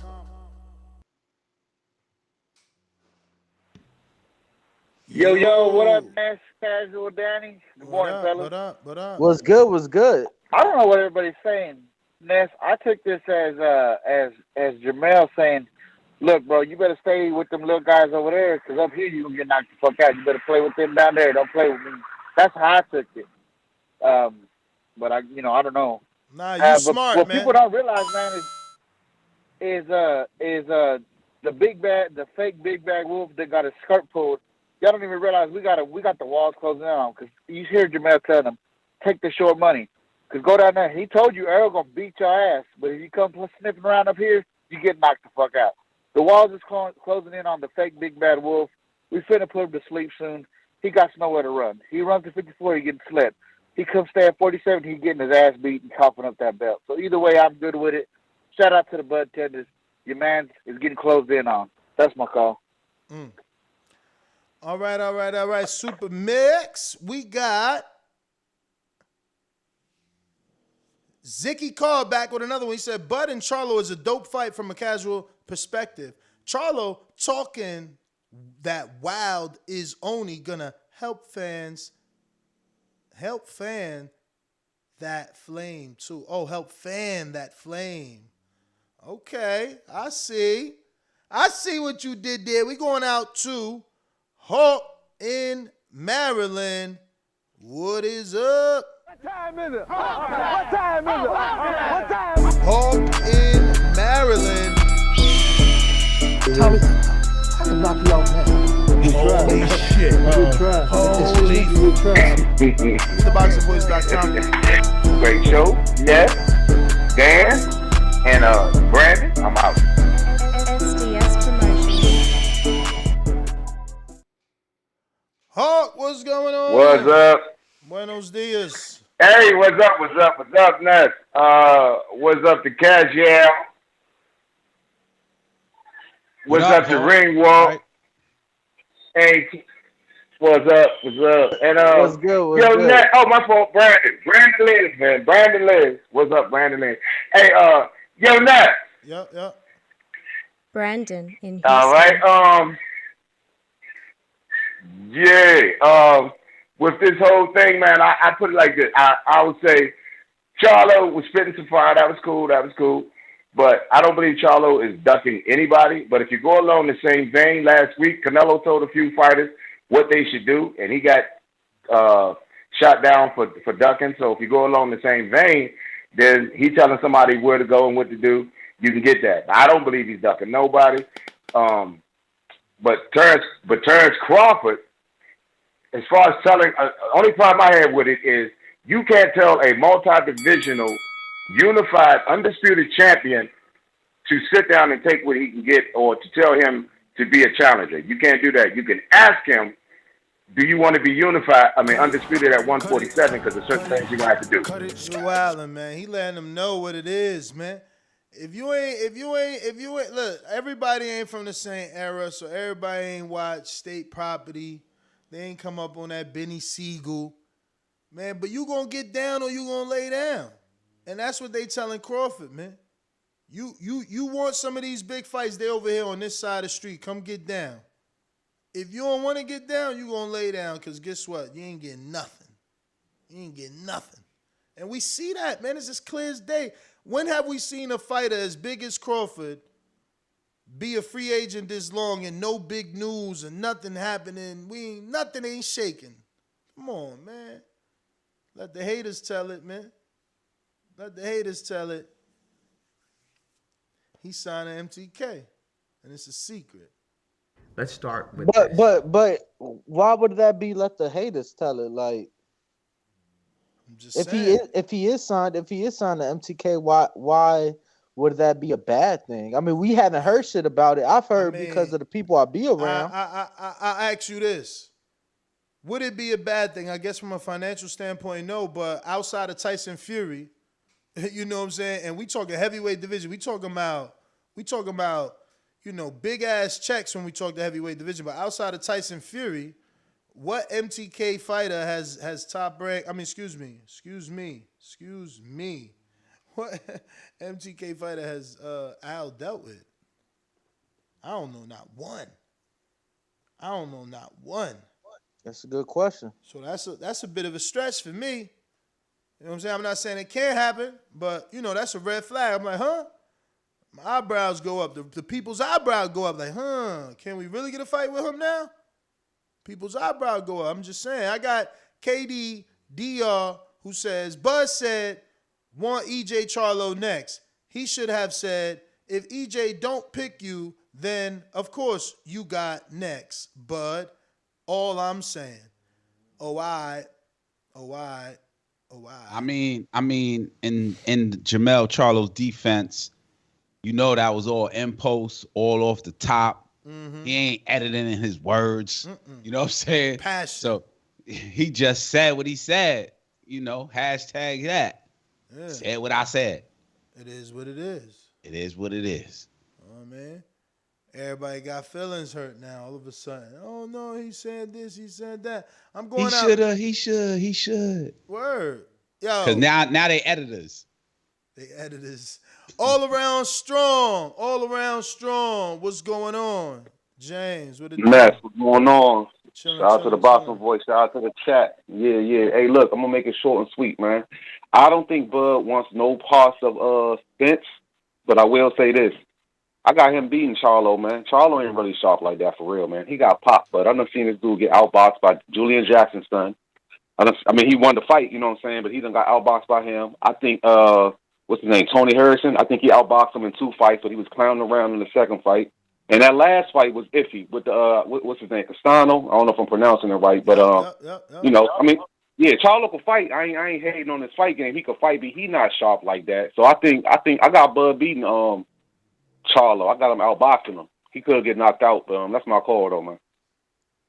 Yo, all valid points. Yo, I watched that John Jackson fight, and he was losing that shit, or at least not looking good.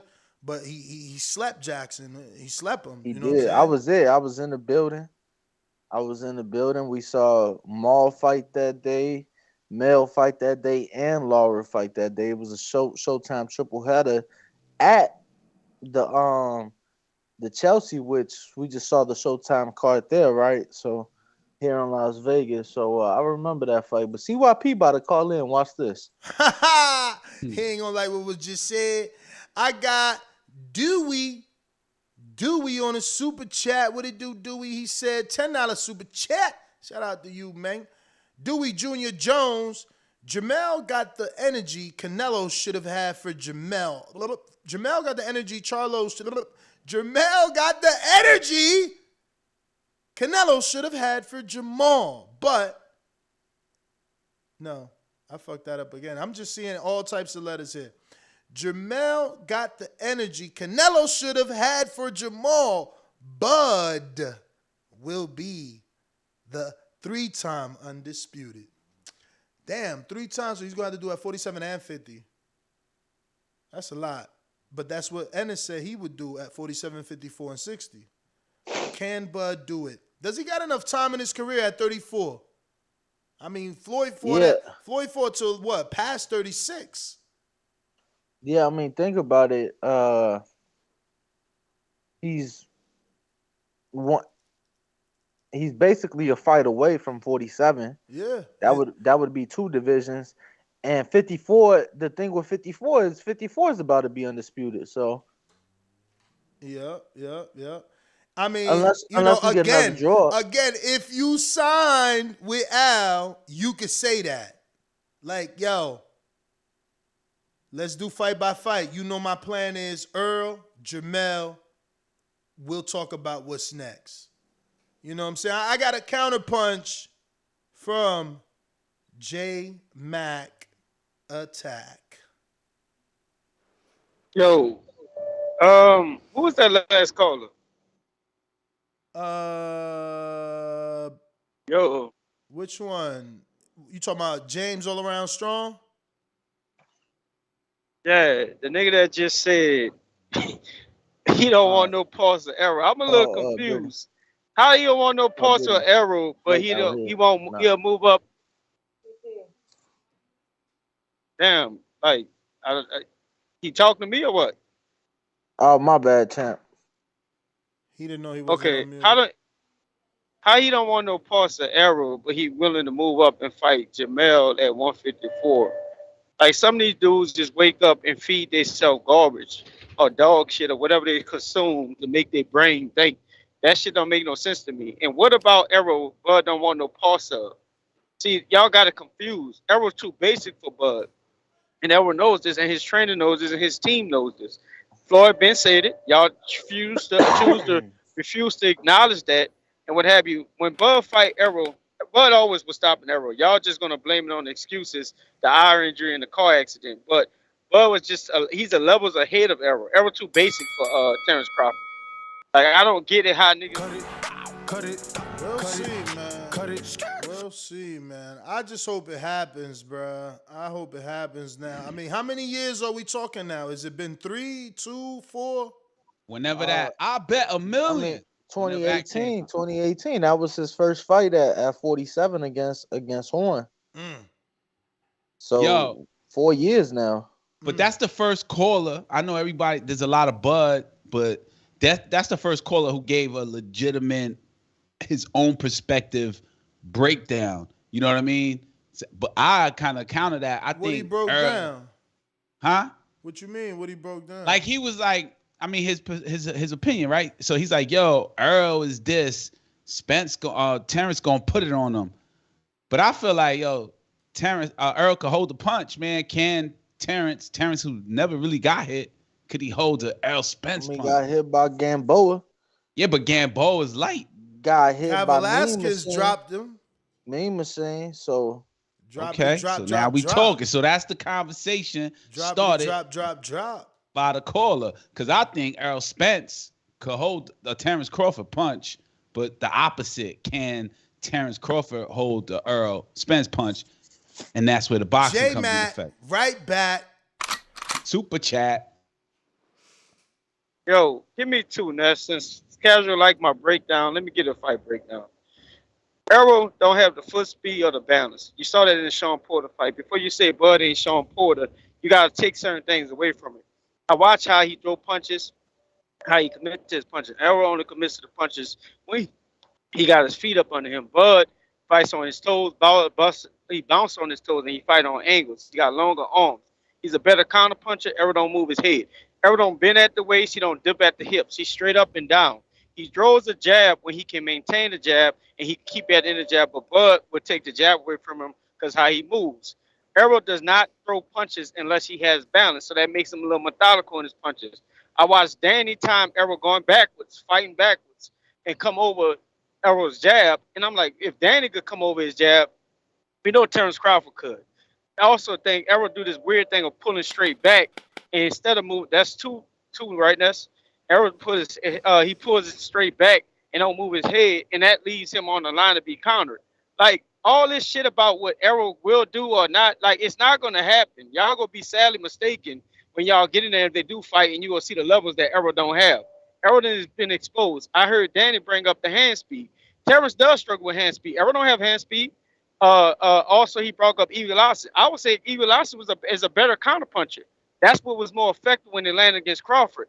Errol don't have these things. He's not an elite kind of puncher. He don't have hand speed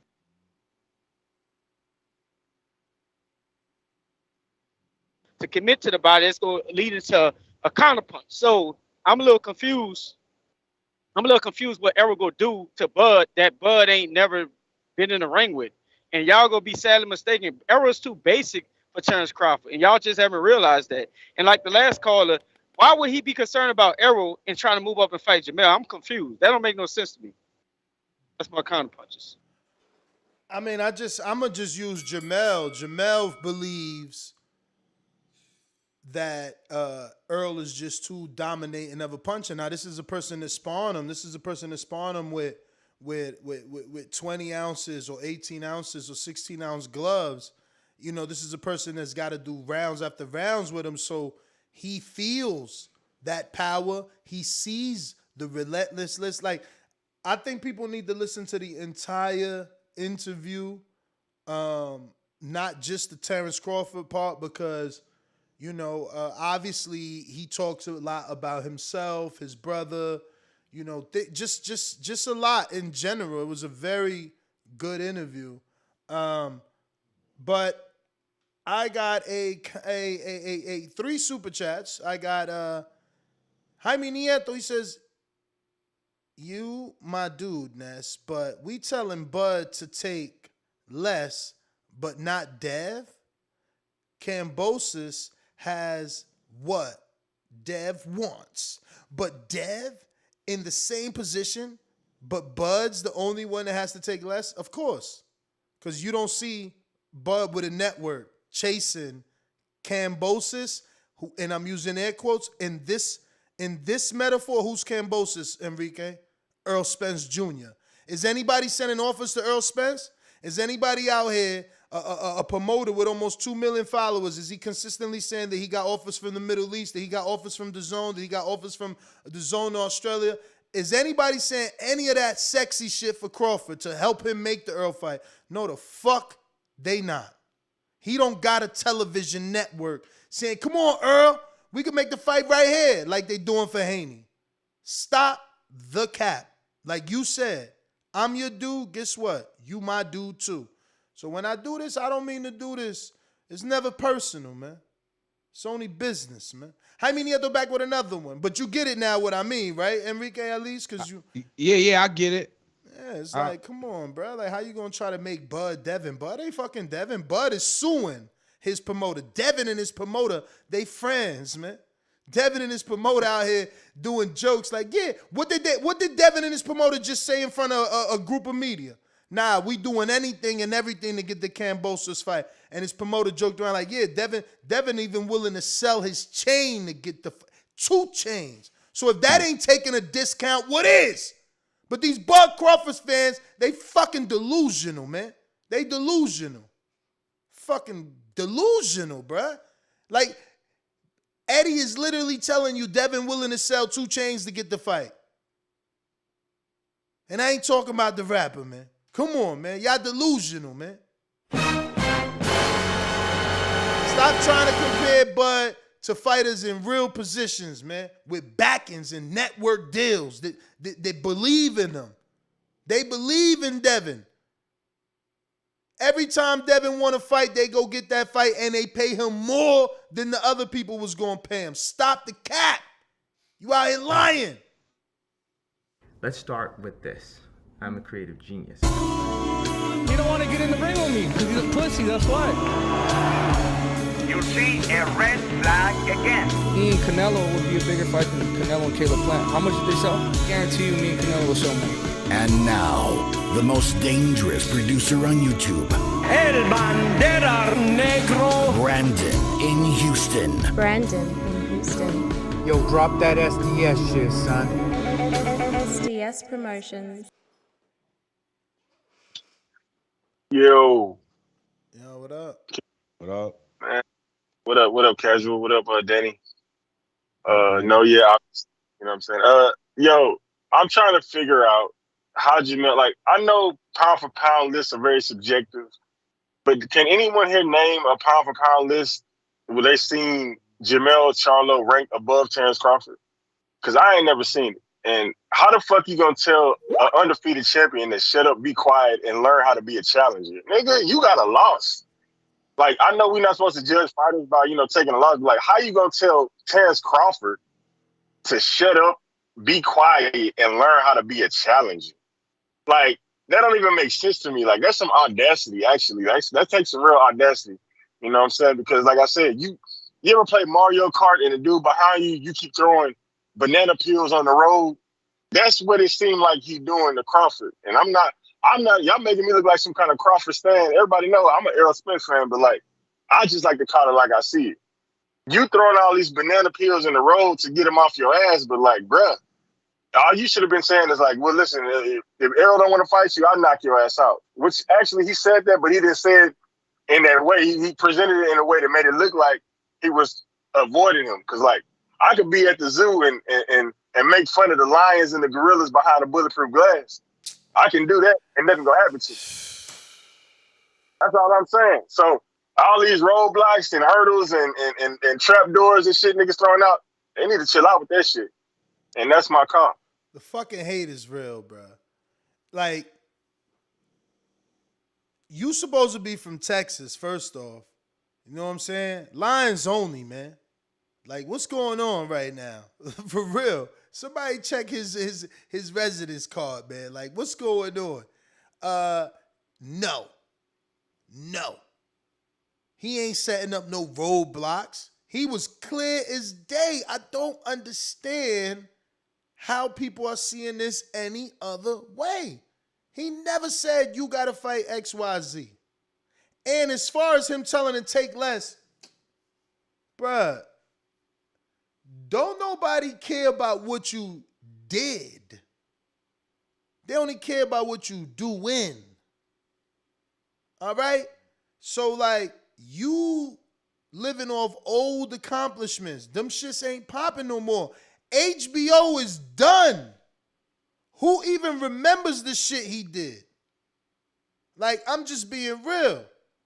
Some of that shit happened on ESPN, but that was, again, they had him on apps. You got to get behind a paywall.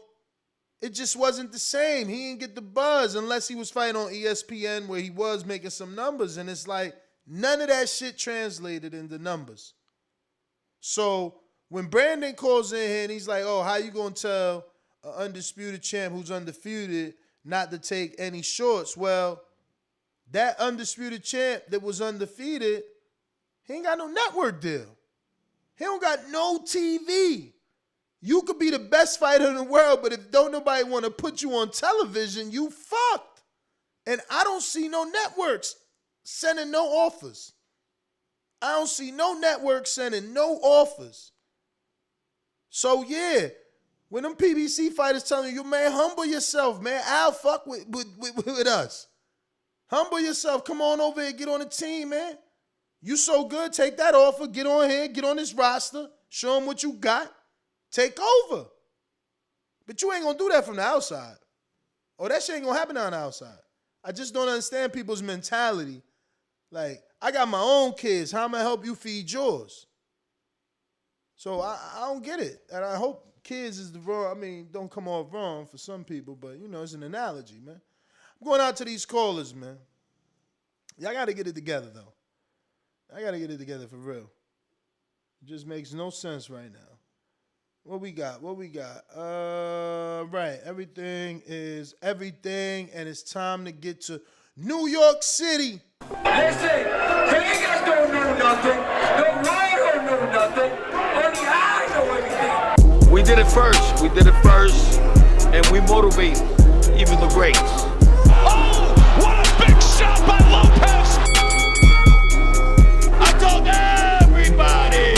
TheBoxingVoice.com. What he done to the boxing world to be number one in a junior weight division? SDS Promotions. Yo, is this going to be the third time in a row we're going to turn the Terence Crawford show into a Canelo show? Nobody ain't talking about Canelo yet. Not yet. Fuck it. I'm going to change this into a Danny Garcia Teal show right now. What I was thinking about Josh Taylor moving to 147. I think him and Danny Garcia will be a perfect fight at 147. Both of those guys are the last two guys besides Crawford that were kings at 140. Both of those guys had the best resume at 140 because Crawford's resume was shit at 140. Crawford's resume at 140 was shit. But who I think Danny Garcia, Danny versus Josh Taylor at 147. That's a fight. That's a very winnable fight for Danny. Danny needs a fight, man, before he gets a fight, man. Danny needs to show us that Nah, he can fight Josh Taylor. Yo, I seen Danny shadow boxing the other day, man. Danny Garcia versus Josh Taylor at 147. Yesterday too, man. But come on, bro. When is Danny? All right, let me ask you a question. What's the last fight Danny won, man? Listen, if Danny fought Josh Taylor, I'm gonna be honest with you. I'm picking Danny on that one. If there's a fight at 147, I'll pick Danny and Josh Taylor. You Puerto Rican. It got nothing to do with Puerto Ricans. I fucking hate the Puerto Rican fighters that's fighting right now. Them niggas is not good, bro. Puerto Rico. Come on, man. The only Puerto Rican fighter that's good is Shakur Stevenson, bro. That's the only one. Shakur is the only Puerto Rican that's good, bro. What are you talking about? I shit on Belanga. I'm not high on what's his name? Fucking Pedufo. And the other dude that got knocked out, Josue Vargas. Nah, dog. Xander Zayas, baby. Xander Zayas hasn't shown me nothing yet, bro. I'm not jumping out the window right away, bro. I've been let down by Thomas Delorme. I got let down by Felix Verdejo. Come on, I'm not riding with these dudes right away, man. That's your own fault, because Delorme wasn't never Puerto Rican. You let him lie to you. What was They're not making them elite like back in the days. The only Puerto Rican is Shakur. Both his parents. Listen, we got two Puerto Ricans. We got Shakur Stevenson, and then we got an adopted son in Teofimo. Those are the only Puerto Ricans I'm rocking with, bro. I'm not rocking with Belanga. About to get stopped. He about to get stopped. That's going to be a disappointment in the Garden. I got Steve Rose on that one. That's what happens. See me on my bookies. That's what the UK don't do, man. The difference, he's partying too much. UK don't turn against their own like that. My man, like, yo, Belanga get stopped. You know what I'm saying? Like, instead of being like, hey, Porto, una mano arriba. You know what I'm saying? Like, yeah, that's how I'm gonna be. Una mano arriba. Puerto Qué bonita Rico. bandera. Qué bonita bandera. Yeah. Qué bonita bandera. La bandera puertorriqueña. Nah, he ain't doing none of that. He on, hey, yo, one is born, Shakur. Like, real Puerto Ricans, they gonna be like, damn, bro, like, we out here repping the flag. I'm taking pictures with the Puerto Rican gloves, and you like, you ain't, you know what I mean? You kicking me in the back. Like, what's going on, man? And you from New York? Damn. Crazy, bro. Crazy. Look at this guy. You could tell, where's this guy from? He said, let's see Shakur interviewed in Puerto Rican Spanish. He said Puerto Rican Spanish. Yeah. Like, he gonna be like, mira, por allá. He gonna be like, oye, puñeta, yo soy Shakur. Yo soy Shakur, papi, bendito. Bendito, mira, el conejo malo. Yo le voy a dar tabecito a Benavidez. Coño. Lo vamos a ver el día 4, lo vemos. No vemos. I got special feature, Louisiana. What's up? And I got a nice little poll going. Jermell Charlo versus Terence Crawford. Who wins? Crawford by KO. Charlo by KO. Charlo by KO is a 30%. Crawford by KO is 37%. Wow. 50-50 fight. Can't pick a winner. 23%. Bud needs to stay up. 47. 10%. Special feature. What up? What's happening? That's what's up. Jimmy, what's up, Ringwald Danny? I actually agree with Charlo, by the way, that Crawford needs to finish his business where he is first. You can't go, when you're in school, you can't advance to the next grade till you finish with the grade you're in. So he needs to finish that and just take the fight. I don't care if they got to make the Spence Crawford fight 50-50 and say whoever wins gets 60-40 in the rematch or whatever. The people get too caught up in trying to win the fight in the boardroom and not winning the fight in the ring. And if he really, but they too far, the Spence fight is too close for Crawford to try not to maybe try to get on the commentating team, so he's at ringside. And he should be thanking Charlo because Charlo did more to keep Bud name out right now than Bud doing. That's my call. Word. He got his name popping in these streets right now. He ain't even did nothing, yo. That's right. He should Yo, man, be Omaha thinking. right now, it's 10:02 a.m., so Bud had to get the news. Bro, he got the news yesterday. This shit was out there yesterday, bro. Oh, damn. Yeah, it was out there. It was out there. I got Jonathan Sims. What up?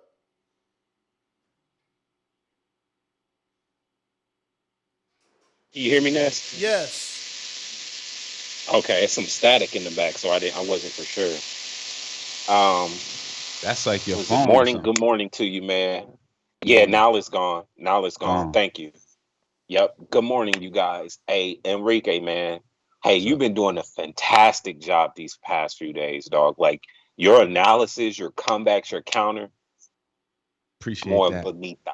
Very beautiful. Keep up the good work, bro. Thank you. Gotta keep the mind working. Plus, I'm not trying to be like the pundit. I'm not doing the pundit point of view. Nah, you're doing really good, bro. Like your intuitiveness and how well you're countering some of Ness's points are great. Like you're saying what I'm thinking, and I can appreciate that. It's impulse. That's Ness, all.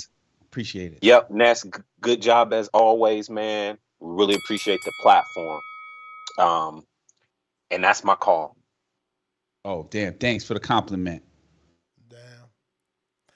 I knew I was doing good, man. No, oh, yo, I got James Benitez. SDS Promotions. Real hate, man, that's like an art form, man. You know, it's like you like a born a hater, you know, like myself. Man, you know, I really don't care about this bullshit, man. I'm here to tell you right now. Bruce needs to just hurry up and just fight somebody that we actually give a damn about. We don't care. We don't care. Charlo with the little Instagram post or whatever with the signed signature. Man, there's no way in hell he signed up despite no Canelo, man. Two other knockdowns that Wilder been knocked down and the footage been scrubbed off the internet, man. We all know that too. Winner of the 9th annual Player Hater of the Year award is James Benitez. I know what's coming this time. I think I deserve that award too, man. Yo, what's up, Ness? What's up, Pamela? Y'all hear me? Yeah, sir. What up? Yo, good morning, y'all. Good morning, y'all. Hey, yo, man, Bud needs to chill, man. Bud needs to leave Big Mel alone, man. You know, Big Mel got some good energy for him, man. You know, Bud's on the cusp of undisputed in 147 and everything, man. But, you know, we all know Bud's susceptible to getting damn clipped by little niggas, man. Like you said, Ness, man. Gamboa, Kavaliauskas, even Gary Russell Jr. clipped his ass in the Olympic trials, man. You terrible, bro. So, I mean, what's it going to look like if he get clipped by Big Mel? You know what I'm saying? I mean, he takes one of them punches right there, man. You know, Bud might be going to fucking retirement after that shit. So he going to have to chill out, man. So, I mean, all I got to say, man, I love Big Mel's energy, man. You know, he ready for the smoke, man. And, you know, I think I'm going to roll with CYP in this one, man. If he step up to the plate, if CYP said it, I believe he probably did. If Bud step up, he probably going to get knocked the fuck out, man. And that's my call. Yeah, man. Yo, that at least he brought that up. Like nobody's bringing that shit up. Like Bud's been shaken up by smaller men. Like I think we overlooking the fact that Mel is saying, "Yo, I'm a knockout artist," and he has been hurting people. Like that's the problem I had in the Castano fight. Like he clearly hurt Castano. It was one dude hurt one dude, the other one didn't, and I feel like he clearly backed him up, clearly hurt him in that fight multiple occasions. Like he's a puncher. Obviously, he and his brother are twins. His brother's a puncher. Like I don't know. I think people forgetting about that. That the brother's a puncher and that Mel's a puncher and Terence has been hurt by Gamboa, dropped by Kavaliauskas, hurt by Jose Benavidez. But I got a counterpunch I just seen. You got anything before I go out to CYP number 4? Nah, go ahead. I'm here. I'm part of the show listening. Take over. Champ. Yo, let me say this first. Enrique, he right. You have been doing a great job, man. I don't know if that break did for you, man, but you coming back sounding like you know what you're talking about. It ain't biased and it's realistic. And I mean that shit, dog. Matter of fact, I hope you stay the fuck on. Like, I hope you stay here because we like you here. Secondly, when it comes to Shakur is African American, Puerto Rican descent. Learn the difference. He's not Puerto Rican, African American descent. The motherfucker is an American black Muslim. Look at his real name. Like, y'all desperate with this. He a Puerto Rican fighter. Like, don't turn into them Canelo fans or them Pacquiao fans. Y'all got some good boxers. Y'all need to stand by their side. Secondly, when it comes to people not understanding what Jermell's saying, when you're a bigger dude, right, in life, you never are impressed by the little guys. The little guys are never on your level unless they start beating up dudes your size. He ain't got it. Once he starts beating up 154s, then Jermell be like, well, damn, man, you the one. Till then, he's not going to be afraid of that man. He's going to keep sunning him. That's just how life goes. Wait, did you get that? So who's sonning who? I thought he said Jermell sonning. Crawford. Yeah, Jermell. Okay. Jermell is sonning Crawford. Okay. Talking about, you come up here, I'm knocking you off. But that makes sense based on the fact that he's bigger than him and he ain't never beat nobody up his size. Like, think about you. You're a big dude. If you see a little dude knocking out dudes his size, that don't really impress you. So if he ever talks to you, you're like, man, you better keep knocking out them little dudes. This is reality. For anybody who's ever had a real fight in life, you know what he's saying. Some of y'all ain't never fought. That's why y'all offended by what Jermell said. No, dog, he ain't supposed to be intimidated or respectful to Crawford calling him out. Dog, you ain't up at this level yet. When you get up here, then cool. So all the belts you done won, all the unifications, all the undisputed don't mean nothing because you done it against dudes who ain't my side. Exactly. That's what I'm saying. That's exactly what I'm saying. That's exactly how I interpreted it. Like, I don't see how they see it any other way. I got a counterpunch from Jaime Nieto for the A-Team, Bud Mac.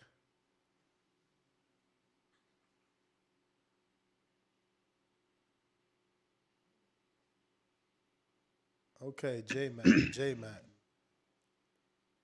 Yo. What up? Okay, he called me off guard. I was working.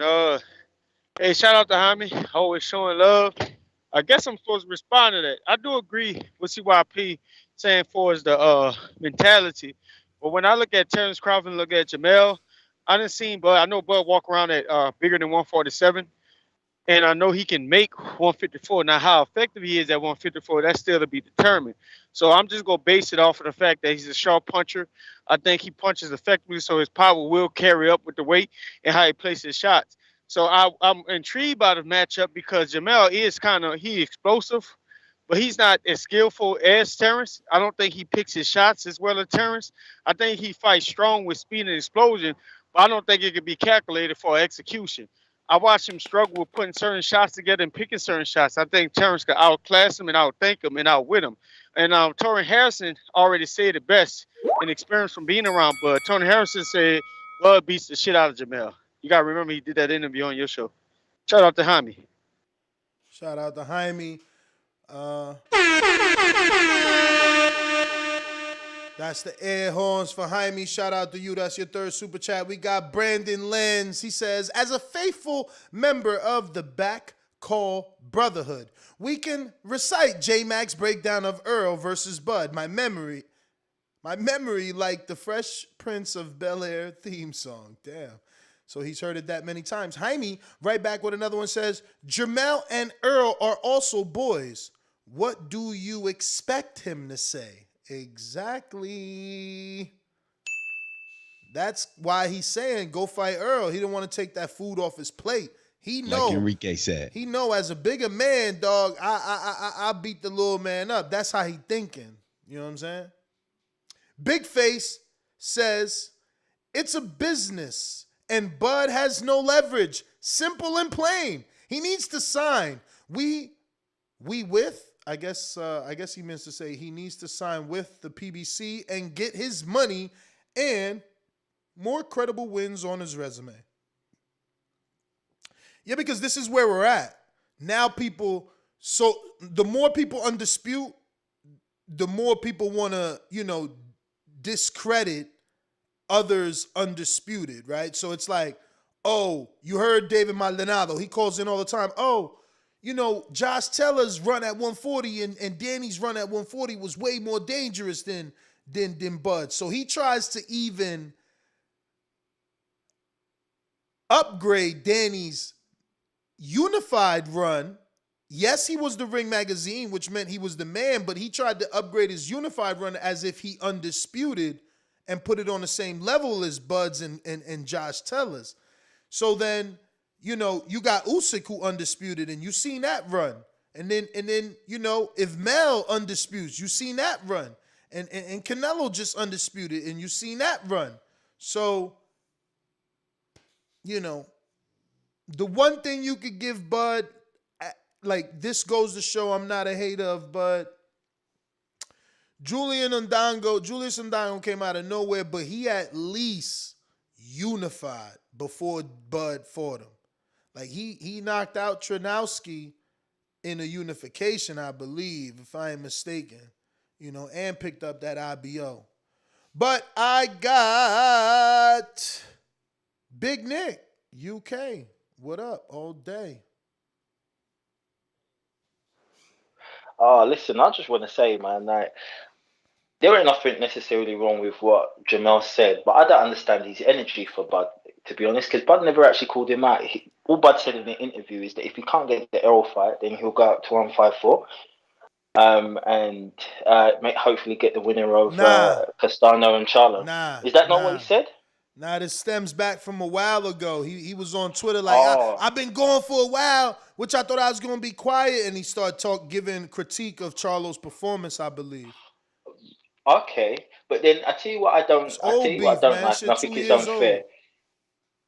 Well, but why is it that Bud has to make himself smaller and has to go and make himself smaller to go and sign with PBC when, you know, when Dazn wanted Canelo, they threw him an open you said it checkbook. You said it's it. The same thing. You said it. Dazn wanted Canelo. They threw him the checkbook. Who's throwing him the checkbook?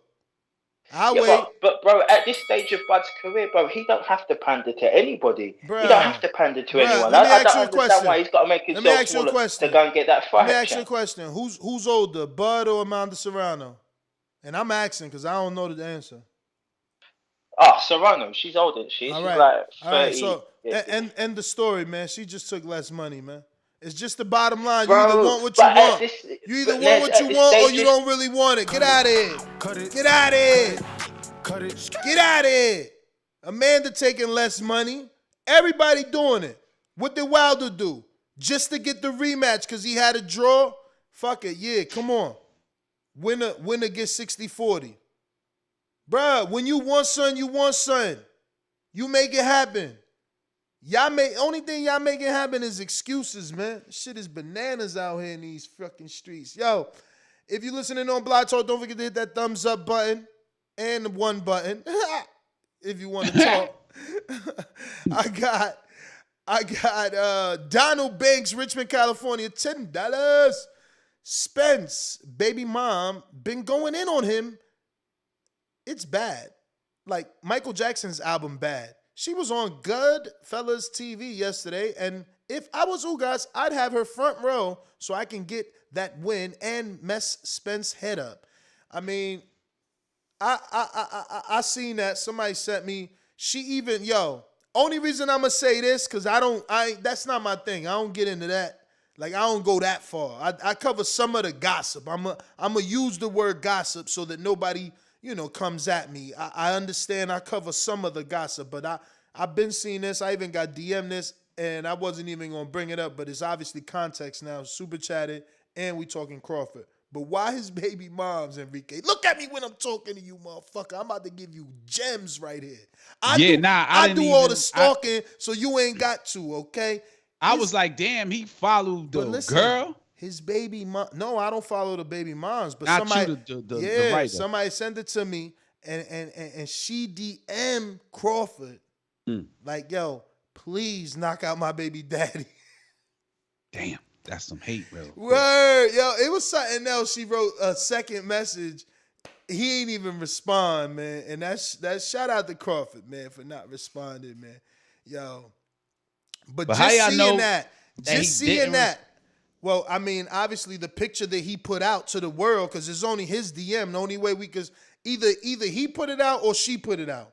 Right. You understand? Either he put it out like, yo, look at his baby mom's in my DM, or she put it out like, look, I'm even telling Crawford to knock his ass out because she that mad.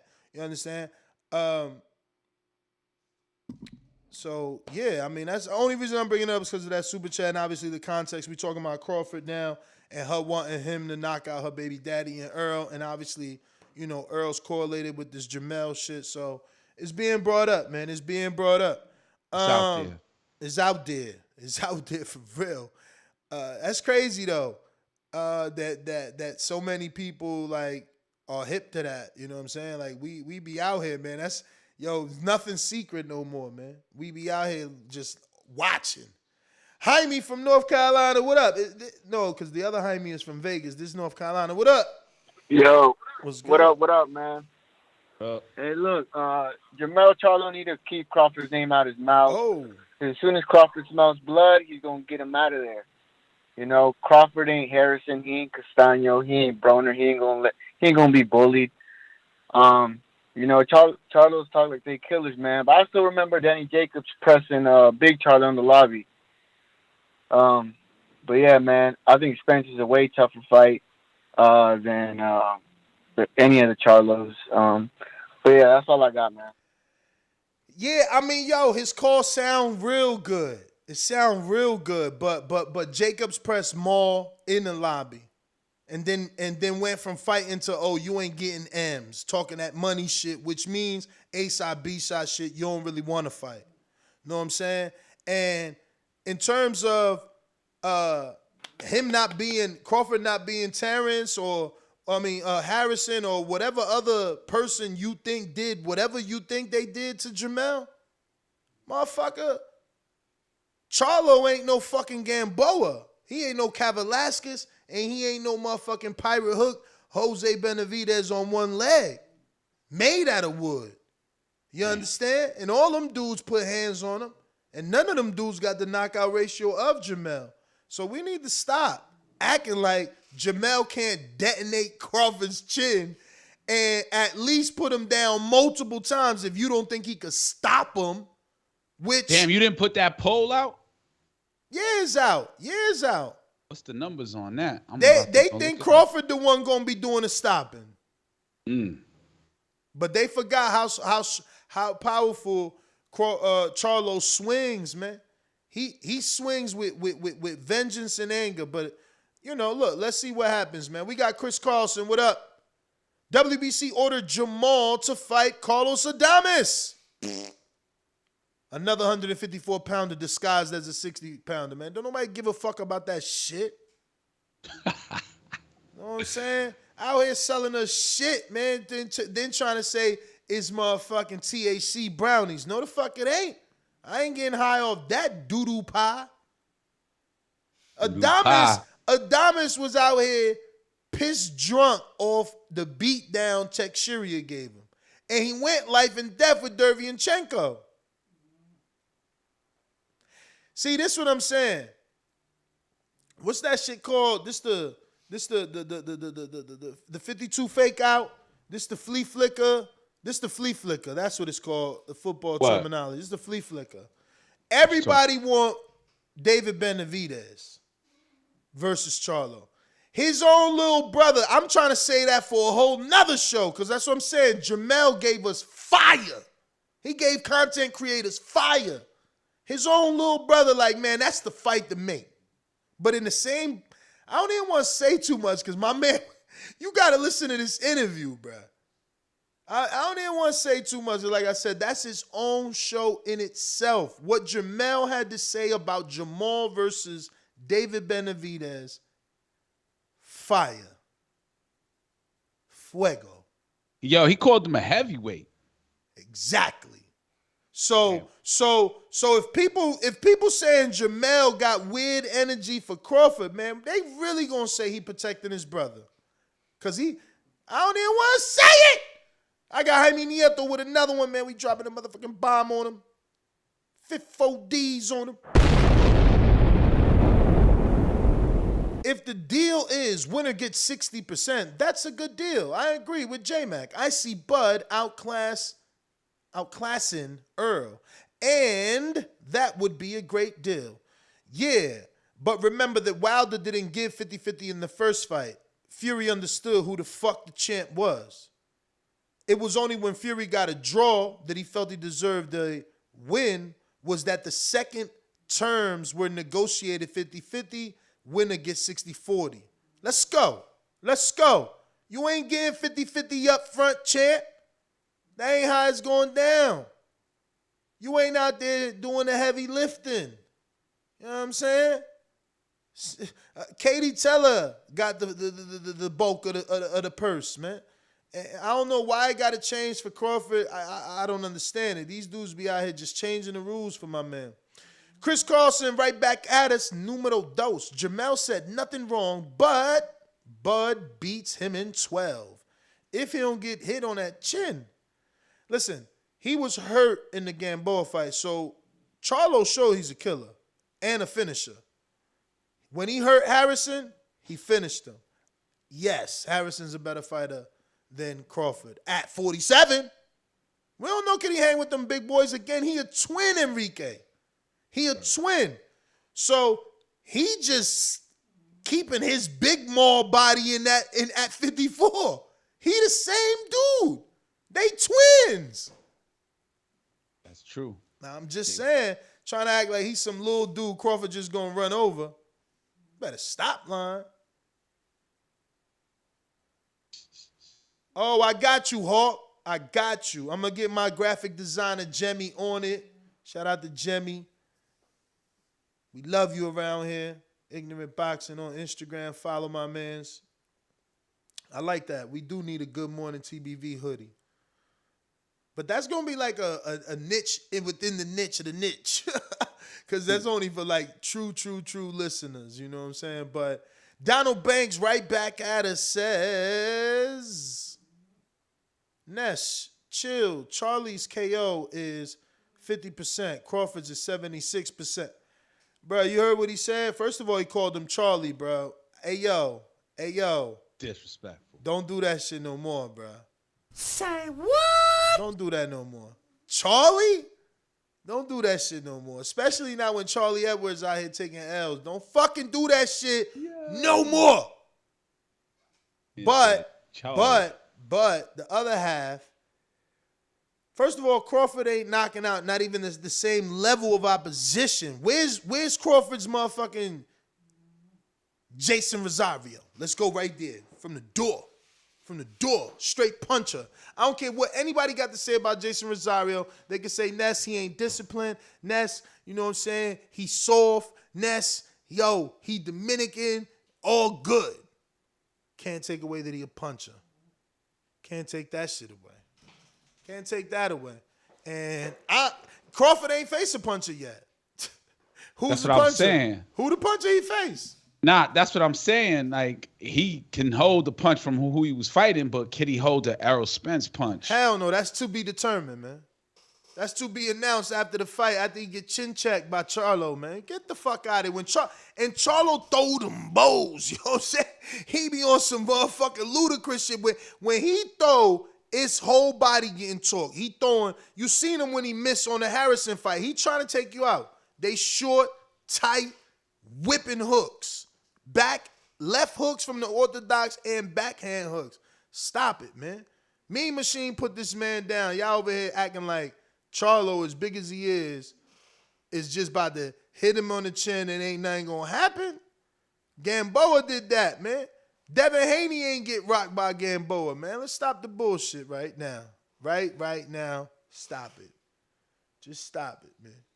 True.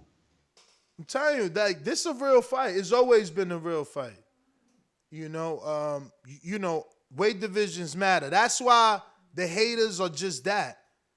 If it was easy to do what Canelo do, everybody would do it. But ain't nobody jumping up and down like a basketball. Nobody. Why? Because it ain't fucking easy. Let's see Crawford jump.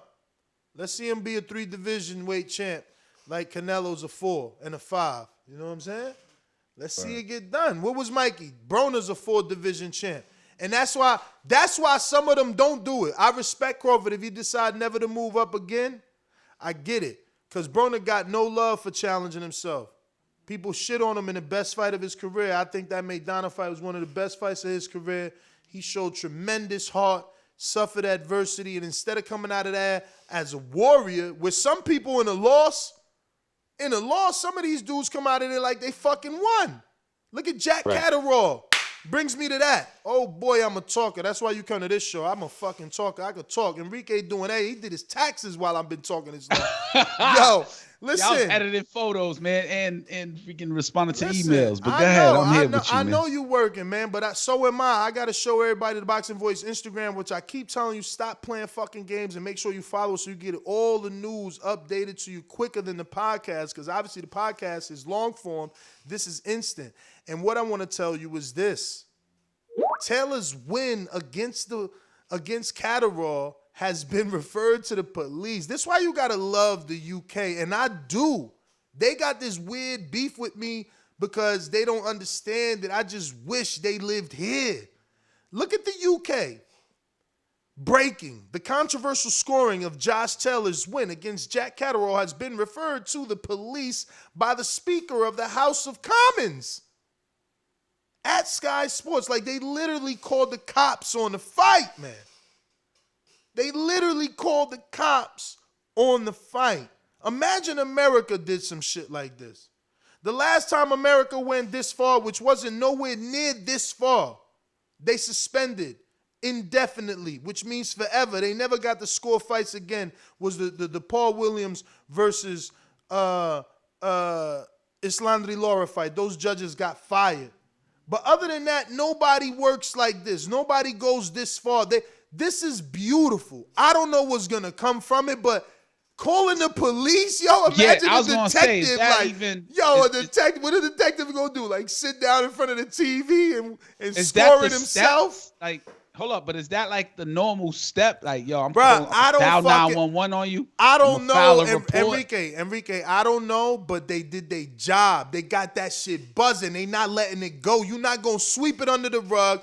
Fucking Josh Taylor not going to say we going to fight at 143 like he trying to do. Talking about, let's fight at 143 to see who's got balls. Man, I smacked the shit out your ass, man. You know how much money I lost because they robbed me? I would have been the undisputed champ with all the fucking belts, with the Ring magazine. My check would have skyrocketed. My fucking bank account would have landed on the moon.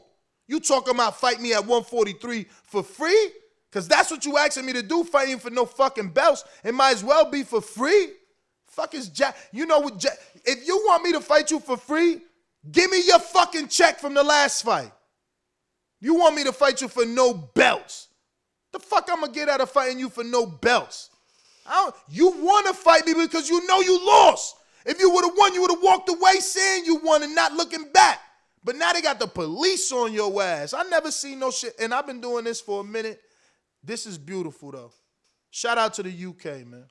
Shout out to the UK, man. I love y'all, man. I love that boxing is a real sport over there. It's not some niche sport. It's not some shit that just a couple of people watch that they forget about, that a robbery could go unnoticed. Over there, you rob a motherfucker. Look, they calling the police on you, man. I just wish God put them over here, man. That country too small. Just come over here. Come live in Texas, man. We be so good together. We better together than we are separated. I'm telling you, man. We need them. Look at this. And this ain't even the BBSC. You know the BBSC about to do some shit now that this popped off. You know it. It's always, it goes down. I just never seen no shit like this. It's beautiful, though. You can't complain. You can't complain, nothing like that. I'm telling you. Yup. I love it. I'm going out to these super chats. Who we got? Let me see. I see some callers on Blog Talk. Remember to hit that one button if you want to talk on the show and voice your opinion. Remember the number to call in, 1-425-569-5241. Press 1 time. Voice your opinion right here on the Voice of the People hotline. Looks like we got a new caller in South Carolina. All right. Let's see who's this. Hopefully I ain't reading these numbers wrong. I always think we got new callers. Then I do the double check, and it's just me reading numbers I don't see. I do need glasses, though. I'm nearsighted now. I guess I'm just getting old. Yeah, that happened to me, man. Just getting old. It's nearsighted. Starting to get hard to read shit because I'm always on a computer reading shit. But exactly. I hear you, man. We old. It's all good. Yo, South Carolina. Take your shirt off. Wave it around your head like your head look. Yo, I'm showing my age. Remember that shit? Yo, who this? I remember that shit. Hey, my name's D.A.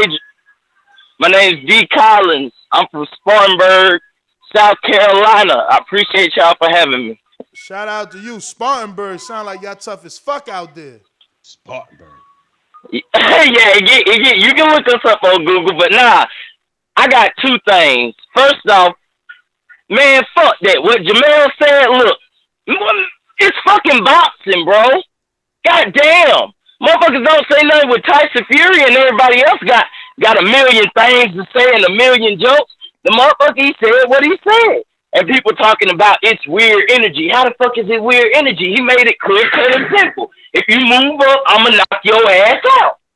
And that's the type of shit that we need in boxing, man. I just get so tired of people crying, oh, he shouldn't say that. And, oh, man, fuck that, bro. Look, you say you can knock him out. You say you're going to knock his ass out if he move up. I love that energy. And like you said, he's already been injured by Gamboa. He moved up a little bit more. Kavaliauskas did it a little bit more than just buzz him, dropped him, and now you want to move up to 54? A lot of people forget, man, hell. And then they say, Terence Crawford outboxing. People don't know Tony Harrison at the time might have been one of the best pure boxers at 154. You know what I'm saying? And he showed plenty of resilience through that. So, yeah, that's pretty much it. All I got to say on that is just y'all quit the weird fucking energy. This is a competitive alpha male sport, and if somebody want to talk his shit, that's what he get. Champ, thank you for calling in, man. I hope you keep calling in. We need that South Carolina energy. Shout out to you. I got you down, so you will be always addressed by name moving forward. We got Boomerang, J-Mac, courtesy of Pound for Pound, Jordan Baker. What up? Yo, Jordan Baker, what up? Shout out to Jordan Baker. And Enrique, I do second what everybody's saying. He definitely stepped up your game. But I'm glad you had me come right after that caller. And I love how people hear what they want to hear. He left some of the context out and what most people are complaining about. Nobody ain't complaining about the weird energy. We just talking about how you got to put all these, put names in front. If you the big bad man, they let him move up after he beat Spence and knock Spence out, you should be next. And you should want some of that. Now he got to fight Boots. Now he got to fight this and that and all that shit. For all this, he ain't never fight a puncher. Some of y'all just woke up and start watching boxing. Kavaliauskas was actually a puncher. Kavaliauskas knocked Bud down and he knocked Ortiz down, but I don't remember it being scored. So that was a puncher. Y'all just choose to discredit and give credit to who y'all want to. And Bud only struggled with guys with hand speed. Errol don't have hand speed, and neither does Charlo. Charlo is very explosive, but he's still not. He's not like a small fighter. He's not a sharpshooter. So cut it. Bro, it's so hard not to cut off, man. He literally said something I wanted to jump all over. Say it. What was it? I can't remember. Because you focusing on the call, man. So it's like, damn. C-Dub, Alabama. Yo, Ness, Enrique, TBV, what's up? What up? What's up? What up? Smash the like button. It's free. Do some. Said Charlo and Bud, huh? I mean, I think it's weight classes for a reason, but you know, you got your special ones, you got your anomalies. Bud is an anomaly. Ain't Bud already a three-division champion? I looked on BoxRec and saw that he had a belt at 134. Yeah. Okay, so he already doing great things. That's why I had him at pound for pound number one. Even before Canelo, but when Canelo did the Undisputed at 168, I gave it back to Canelo. Yeah, but he a three-time champ. He ain't unified at welterweight. He unified at one, undisputed in another. Okay. Yeah, I mean, he the boogeyman though at 147. If Spence don't want to come see him, but he could go to 154. I think Jermell get him because Jermell got that popcorn machine made. Bud take a knee. Gamboa made, the same things you said. Shut up. All right. Who's up next? Remember to use that hands up feature if you can on Blog Talk. On on good old Skype. So looks like I'm gonna try everybody here. All right, looks like Majid is ready. What up?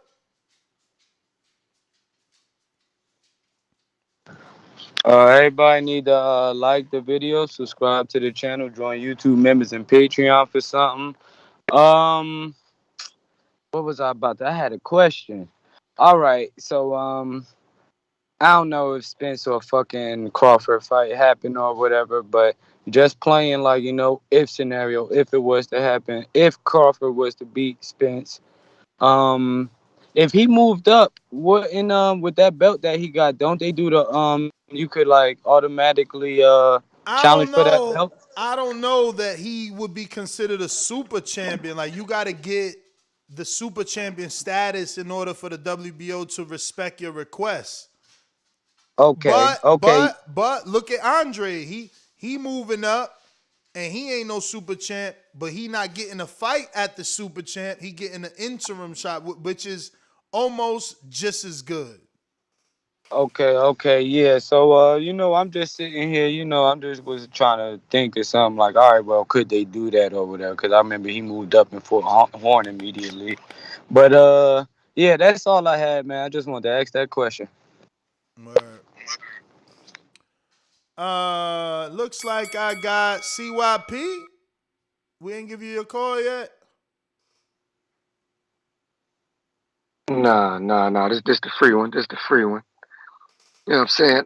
I done lit you up about $100 and something, man, over these past couple of days, man. Hope you appreciate that. You know what I'm saying? I don't always agree with what you say. I don't always agree with what you say, but you hard working. Any man who work hard deserve pay for that shit. So all y'all mad about that, oh well. If y'all worked hard, I tip y'all off too. When it comes to this call is only about Carlos Adames. Carlos Adames been at middleweight for 2 fights, both WBC fights, and beat Derevyanchenko. That's why my man is number 2 in WBC behind Jaime Munguia, who just fought and already turned down the Maul fight. So obviously, making him the mandatory would be stupid because he's just gonna turn it down. You got Chris Eubanks, who's also ranked top 10. Chris Eubanks has fought at 160 twice in the past 4 years. Most of the time he's fighting at 168. He's not been consistent enough to be anybody's mandatory at 160. Carlos Adames is ranked number 8, Ring Magazine, number 7, Box Rec, and number 2 at WBC. Only got 1 loss in his career. He's a good mandatory opponent. Let's cut the bullshit. He's a good opponent. So you really out here capping for Adames. That's what we doing today.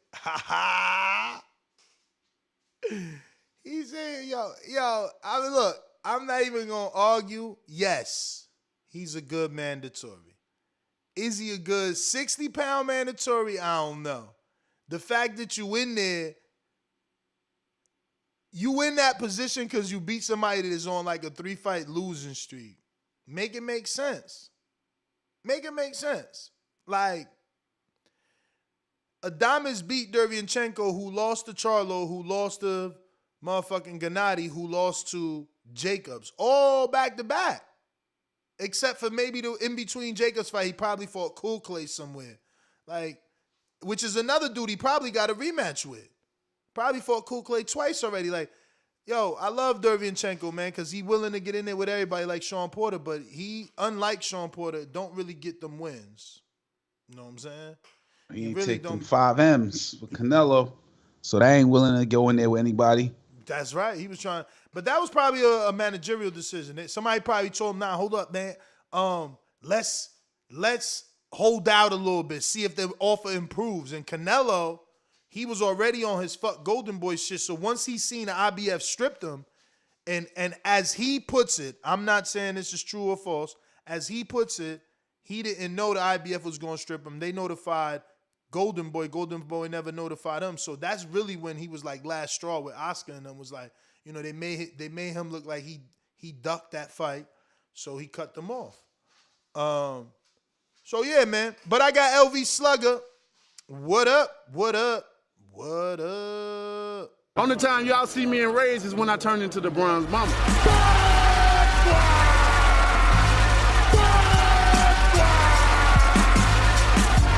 I want a body, and he gonna be the body. I'm the better be ready. The medical better be ready. The referee better be ready. They better have that towel to be able to throw it in. SDS Promotions. Was he right? LV Slugger.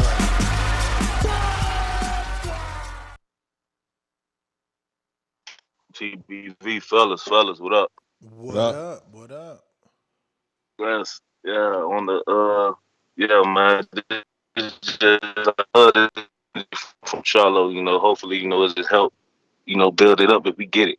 You know what I'm saying? The only thing, you know, he said what he's supposed to say. He the man at 154.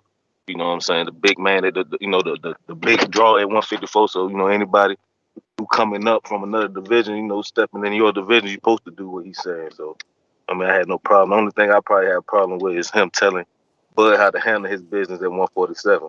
You know, with EJ. I know EJ is partner, but, you know, let that man handle his business, how he going to do it. But, you know, and like he said, you know, you come to 154, I'm going to knock you out. But, you know, hopefully, you know, if we do get the fight, you know, this helps just build it up. You know, but I do think, you know, it's a tough fight for both. And it'll be a big, both men, like, biggest win. You know, Charlo, he'll be getting this pound for pound guy, knocking him off with an O. So, I mean, it'll definitely be his biggest win. You know what I mean? I'm not sure where he'll be next after beating Castano, you know, at 160. Is he really going to get a big fight? You know, Triple G is known for giving smaller men a shot. Triple G might give him a shot. Yo, I wish boxing was like we could get in the DeLorean and go back. Because I told Wilder to take that flat fee. I'm on record on this show like, yo, man, take it, champ. Take it. For the AJ fight? Fuck yeah. Now tell me now in retrospect, what we 3-4 years removed from that shit? Yeah. Tell me now, how many people don't think Wilder would have beat AJ? I'm about to end this poll and just do that. You know what I'm saying? Like, who don't think that Wilder back then, I'm going to make it just like that, that undefeated AJ versus that undefeated Wilder, who would have won now? You know what I'm saying? You would have took that flat, you would have had all the belts. All the belts. Yeah, you would have had to do it twice. Show that you twice as nice, just like everybody else did beat AJ. But that's the thing. Like, obviously, there's people that believe that Usyk can do it again. You know, there was people that wanted to believe that Andy could have done it again. But I think that there would be a bigger fraction of people that believe motherfucking Wilder would have did it twice. If he did it once, he'd have did it twice, bro. You know what I'm saying? And let's be real. AJ been stopped and outpointed. He never been slept. Yo, this shit ain't even letting me end this poll. Like, what the fuck? I don't want this poll no more. An error occurred. What the fuck, man? Yo, so AJ ain't never even been slept. Wilder be out here sleeping dudes, man. He be sleeping dudes. Even Fury went to sleep for a few seconds. You know what I mean? So I don't know, man. I don't know. Go in the DeLorean. Give me that fight. Let's see what the career would have been like if he would have took that AJ fight for that $17.5 million, no rematch. Because that was the problem. They didn't even want to get a champ a rematch. Like, how you not get a motherfucker a rematch? Crazy, man. But anyway, let's see what we got. Looking like Davidian. Are you available? Do you not know how to use the hands up? Or are you not available? I'm assuming the rest of you guys don't know how to use the hands up feature, which you should. You're all back called veterans. I see Davidian. I see Vega. I see Keem in Florida. James Payne, Tennessee. Austin in Texas. So somebody raise their hand, put me a chat, let me know something. I'm going to make this poll. I finally was able to end that one, right? So, like, let me see, do it fit. Who wins undefeated Wilder versus AJ? I'm going to still put AJ first. He had the belts. AJ versus Wilder. Who would have won. Trying to put everything past tense too so they understand. I got members. I got KDDR celebrating 16 months of membership at the champ level. You got to ring the alarm for a champ. I mean, you a champ. Matter of fact, I got the special one when you a champ. The champ is here. The champ is here. 16 months of being a champ. Shout out to you for supporting TBV. And I promise you, March 14th, memberships and Patreon is going to get a whole new revamping. Stick around. There's going to be tons of free shit to give away. I mean, we're going to be shipping shit. We're going to be doing... I mean, it starts Friday, man. It starts Friday, man. I told y'all, man. It's going to be strippers in the studio. It's going down. I already told you. Wait, but I was doing the KDDR Super Chat membership. He said, Ness, question. My thing is, why is it so hard for EJ to commit publicly, Bud next if he beat Ugas, and Jermell to commit to Bud if he beat Castano? I don't get why they can't commit to fighting next. Bud already said it. Well, I think that you see, you didn't watch the whole interview, and I think if you watch the whole interview, you understand that part so much better. So he even said that about Canelo, Enrique. He was like, "Yo, I don't get Canelo. You know, he Canelo. Like, he already got all the belts. Why the fuck he signing a 3-fight deal, 4-fight deal, 6-fight deal, 4? You know what I mean? Like, Right. sign a 1-fight deal, and then fight the next dude. You know what I'm saying? Like, give everybody a chance. You know what I'm saying? Like, and he's right. Like, Canelo still could have fought Bivol on a 1-fight. Then went back and did all this shit again. But he locked himself in and away for 3 fights.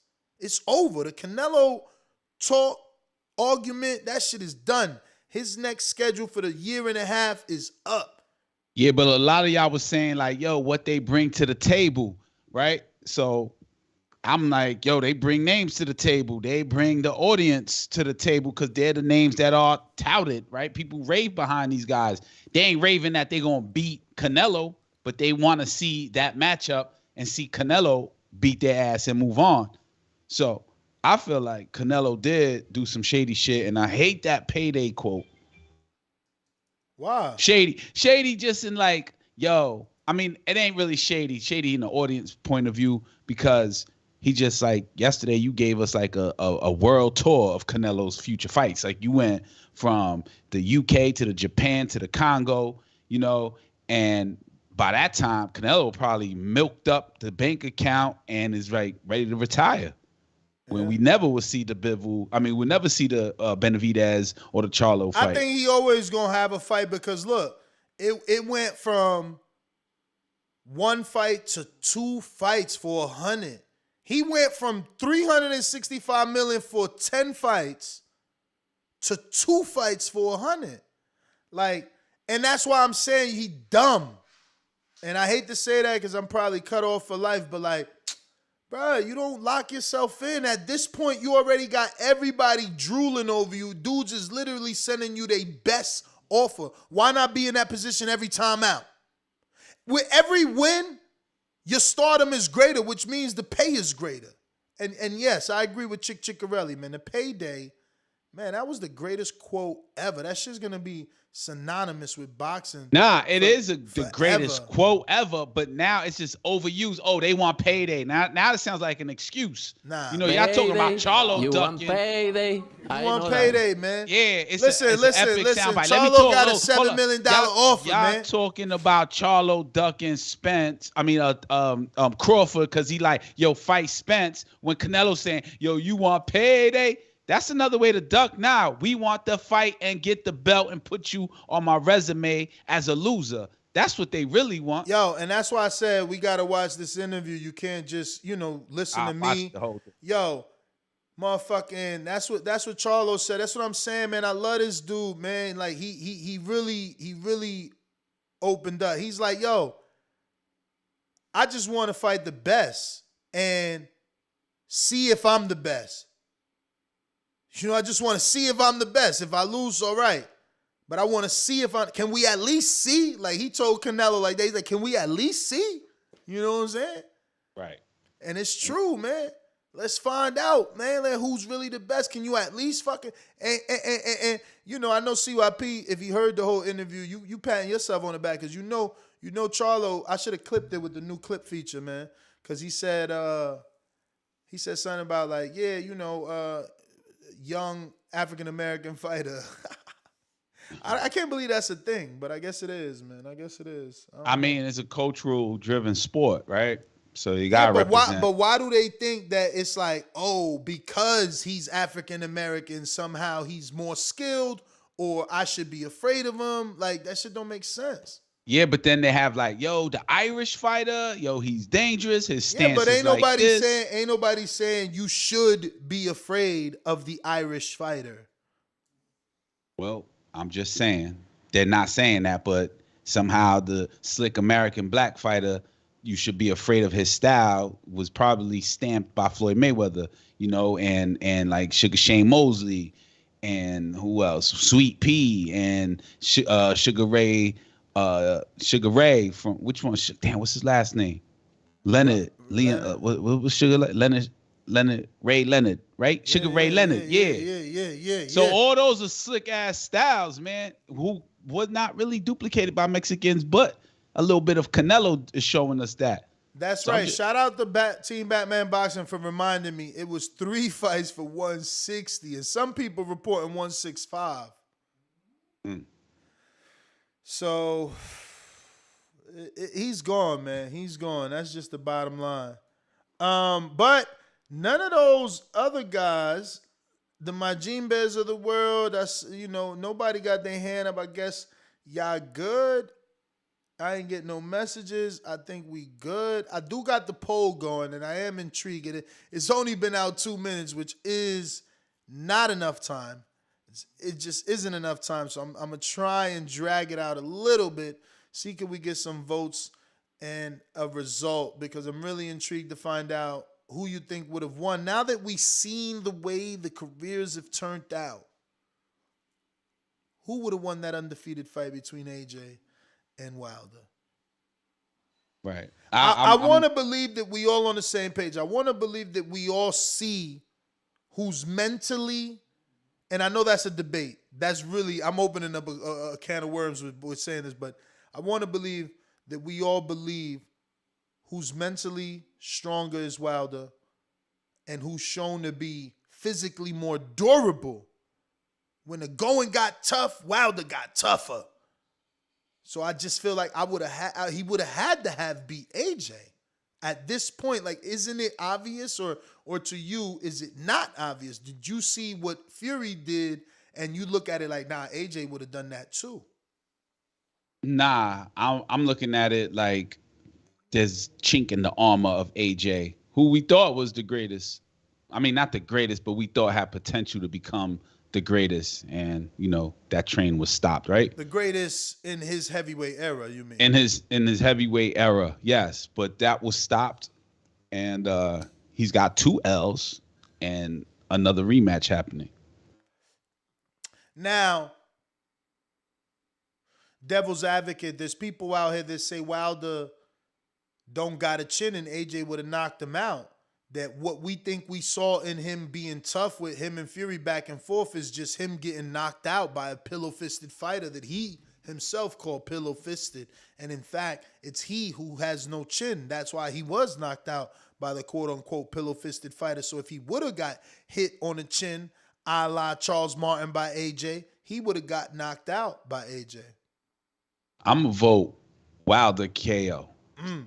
You know what I'm saying? That's 60. That's 58% right now. That's how you settle it. Just make a vote.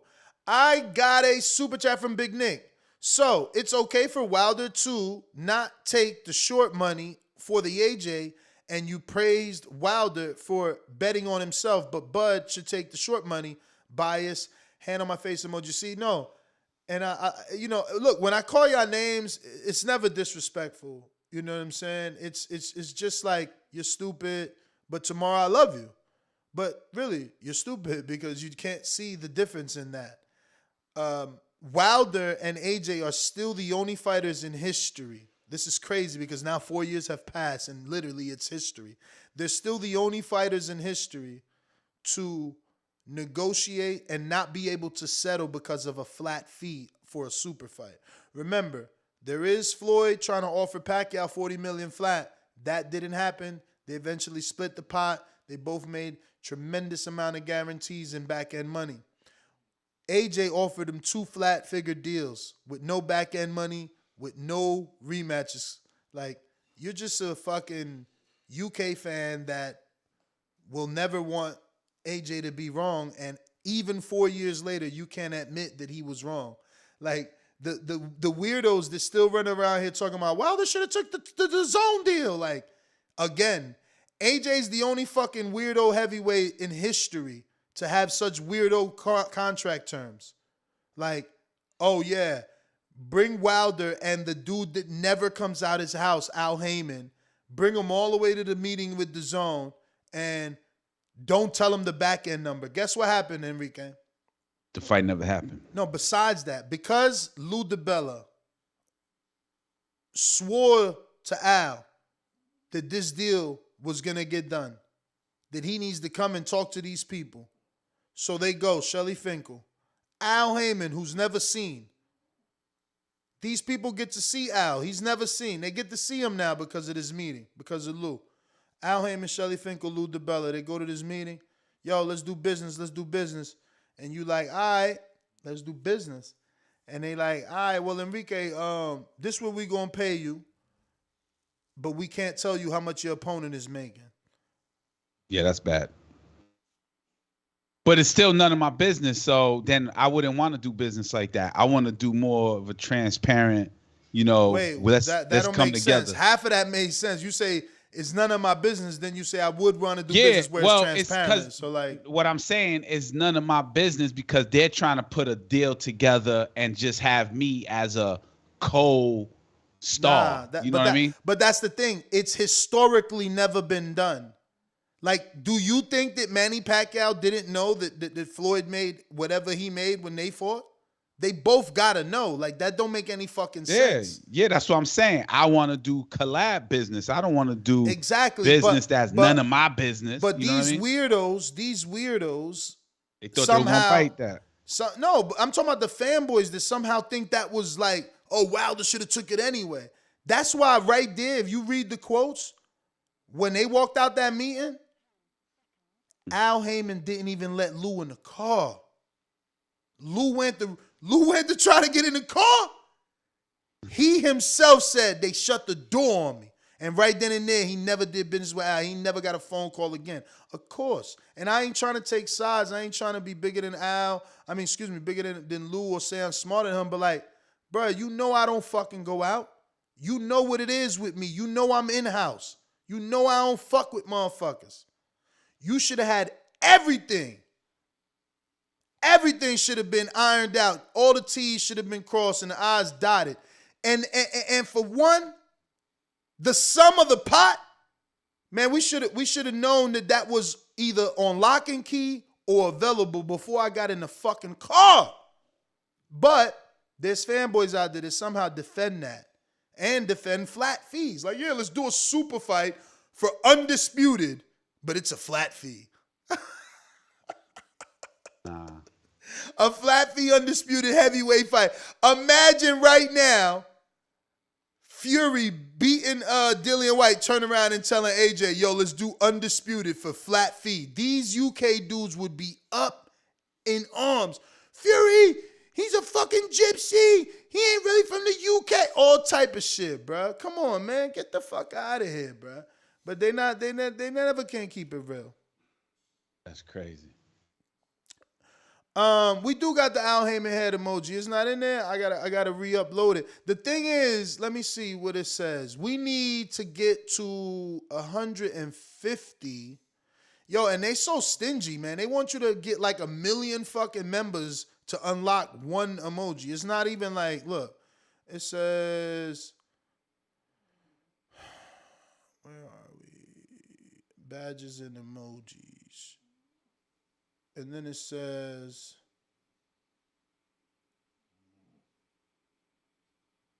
emojis. All right.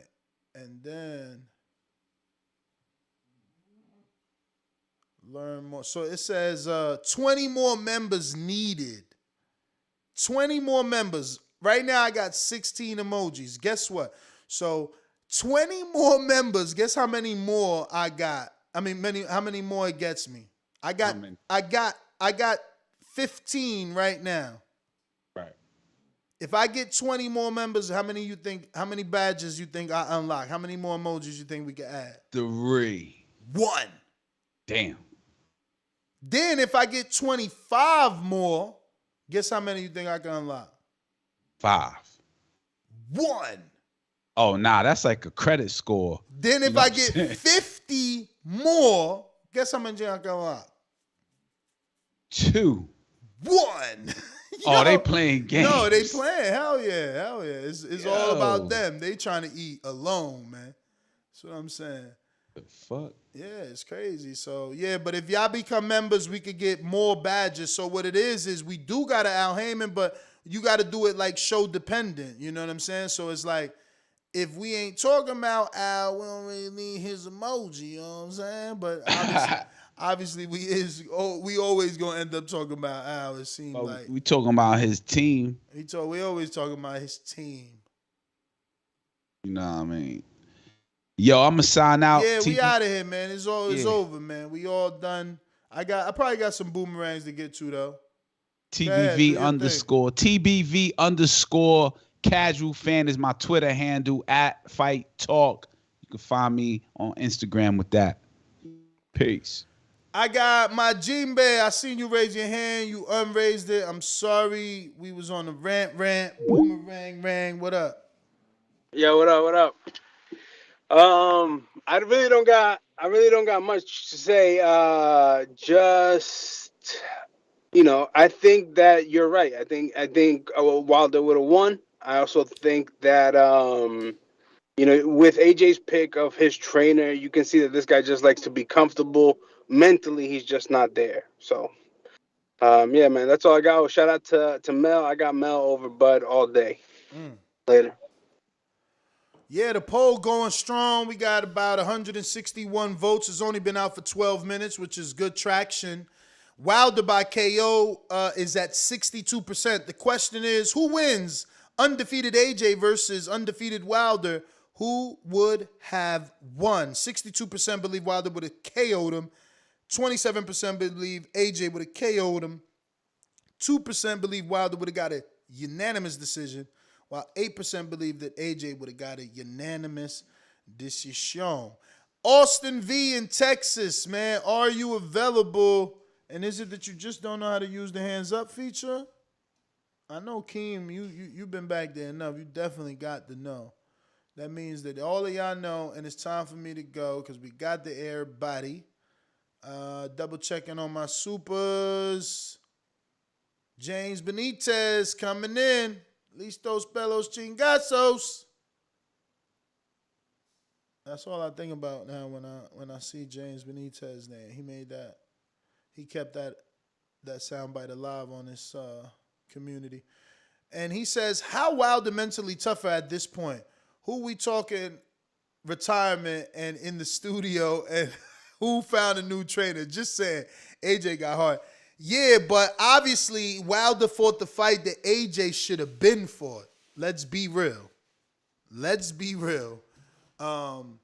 So I don't know. But I get you. That's what I said. It was debatable. I knew that it was going to be debatable to some who's mentally tougher because, Wilder went on, to say a bunch of stuff and, people question him now. But that is the last super chat. Let me double check here if that was James number Tress. Got to ring the alarm. And that is not. No. Okay. But shout out J-Mac, CYP, Jaime Nieto. Shout out everybody, man. Shout out everybody. Dewey Jones, KDDR, of course. Shout out you. The Axiom. Shout out you. Zicky. Man, just everybody that joined, that super chatted, that called in, that voiced your opinion, that if you shared the show, if you thumbs up, man, we appreciate you around here. Catch us on the next one. It's Tuesday. I guess we could come back tonight. If you got something hot, let me know. We ready to go. Coach Myers Boomerang coming in. What up? Yo. Yo. You hear me? Yes, sir. All right, Nash. You know why Canelo signed a 3-fight deal. Why? You know what I mean? I don't want to have to say it, but you know that's a duck. And hear me out before you go crazy. You could have signed a 1-fight deal and fought Bivol, still came back and fought Benavidez for more money, like you just said earlier. But by you signing a 3-fight deal, that takes the heat off your back from everybody saying fight Charlo. That takes the heat off your back from everybody saying fight Benavidez. So now we don't talk about that no more. You know what I mean? So the pressure's off Canelo now. But hey, we can call out a duck. That's my call. Yeah, I don't see it that way, man. If anything, I see him signing a 3-fight deal just strategically forcing these other guys to have to do something now. Like, now it's just too long to wait. It's just too long to wait if you're everybody else. Like, you know, what do? Just wait a year and a half, almost 2 years for Canelo to finally look at you and finally be free and not busy? I don't think you can do that. I just don't.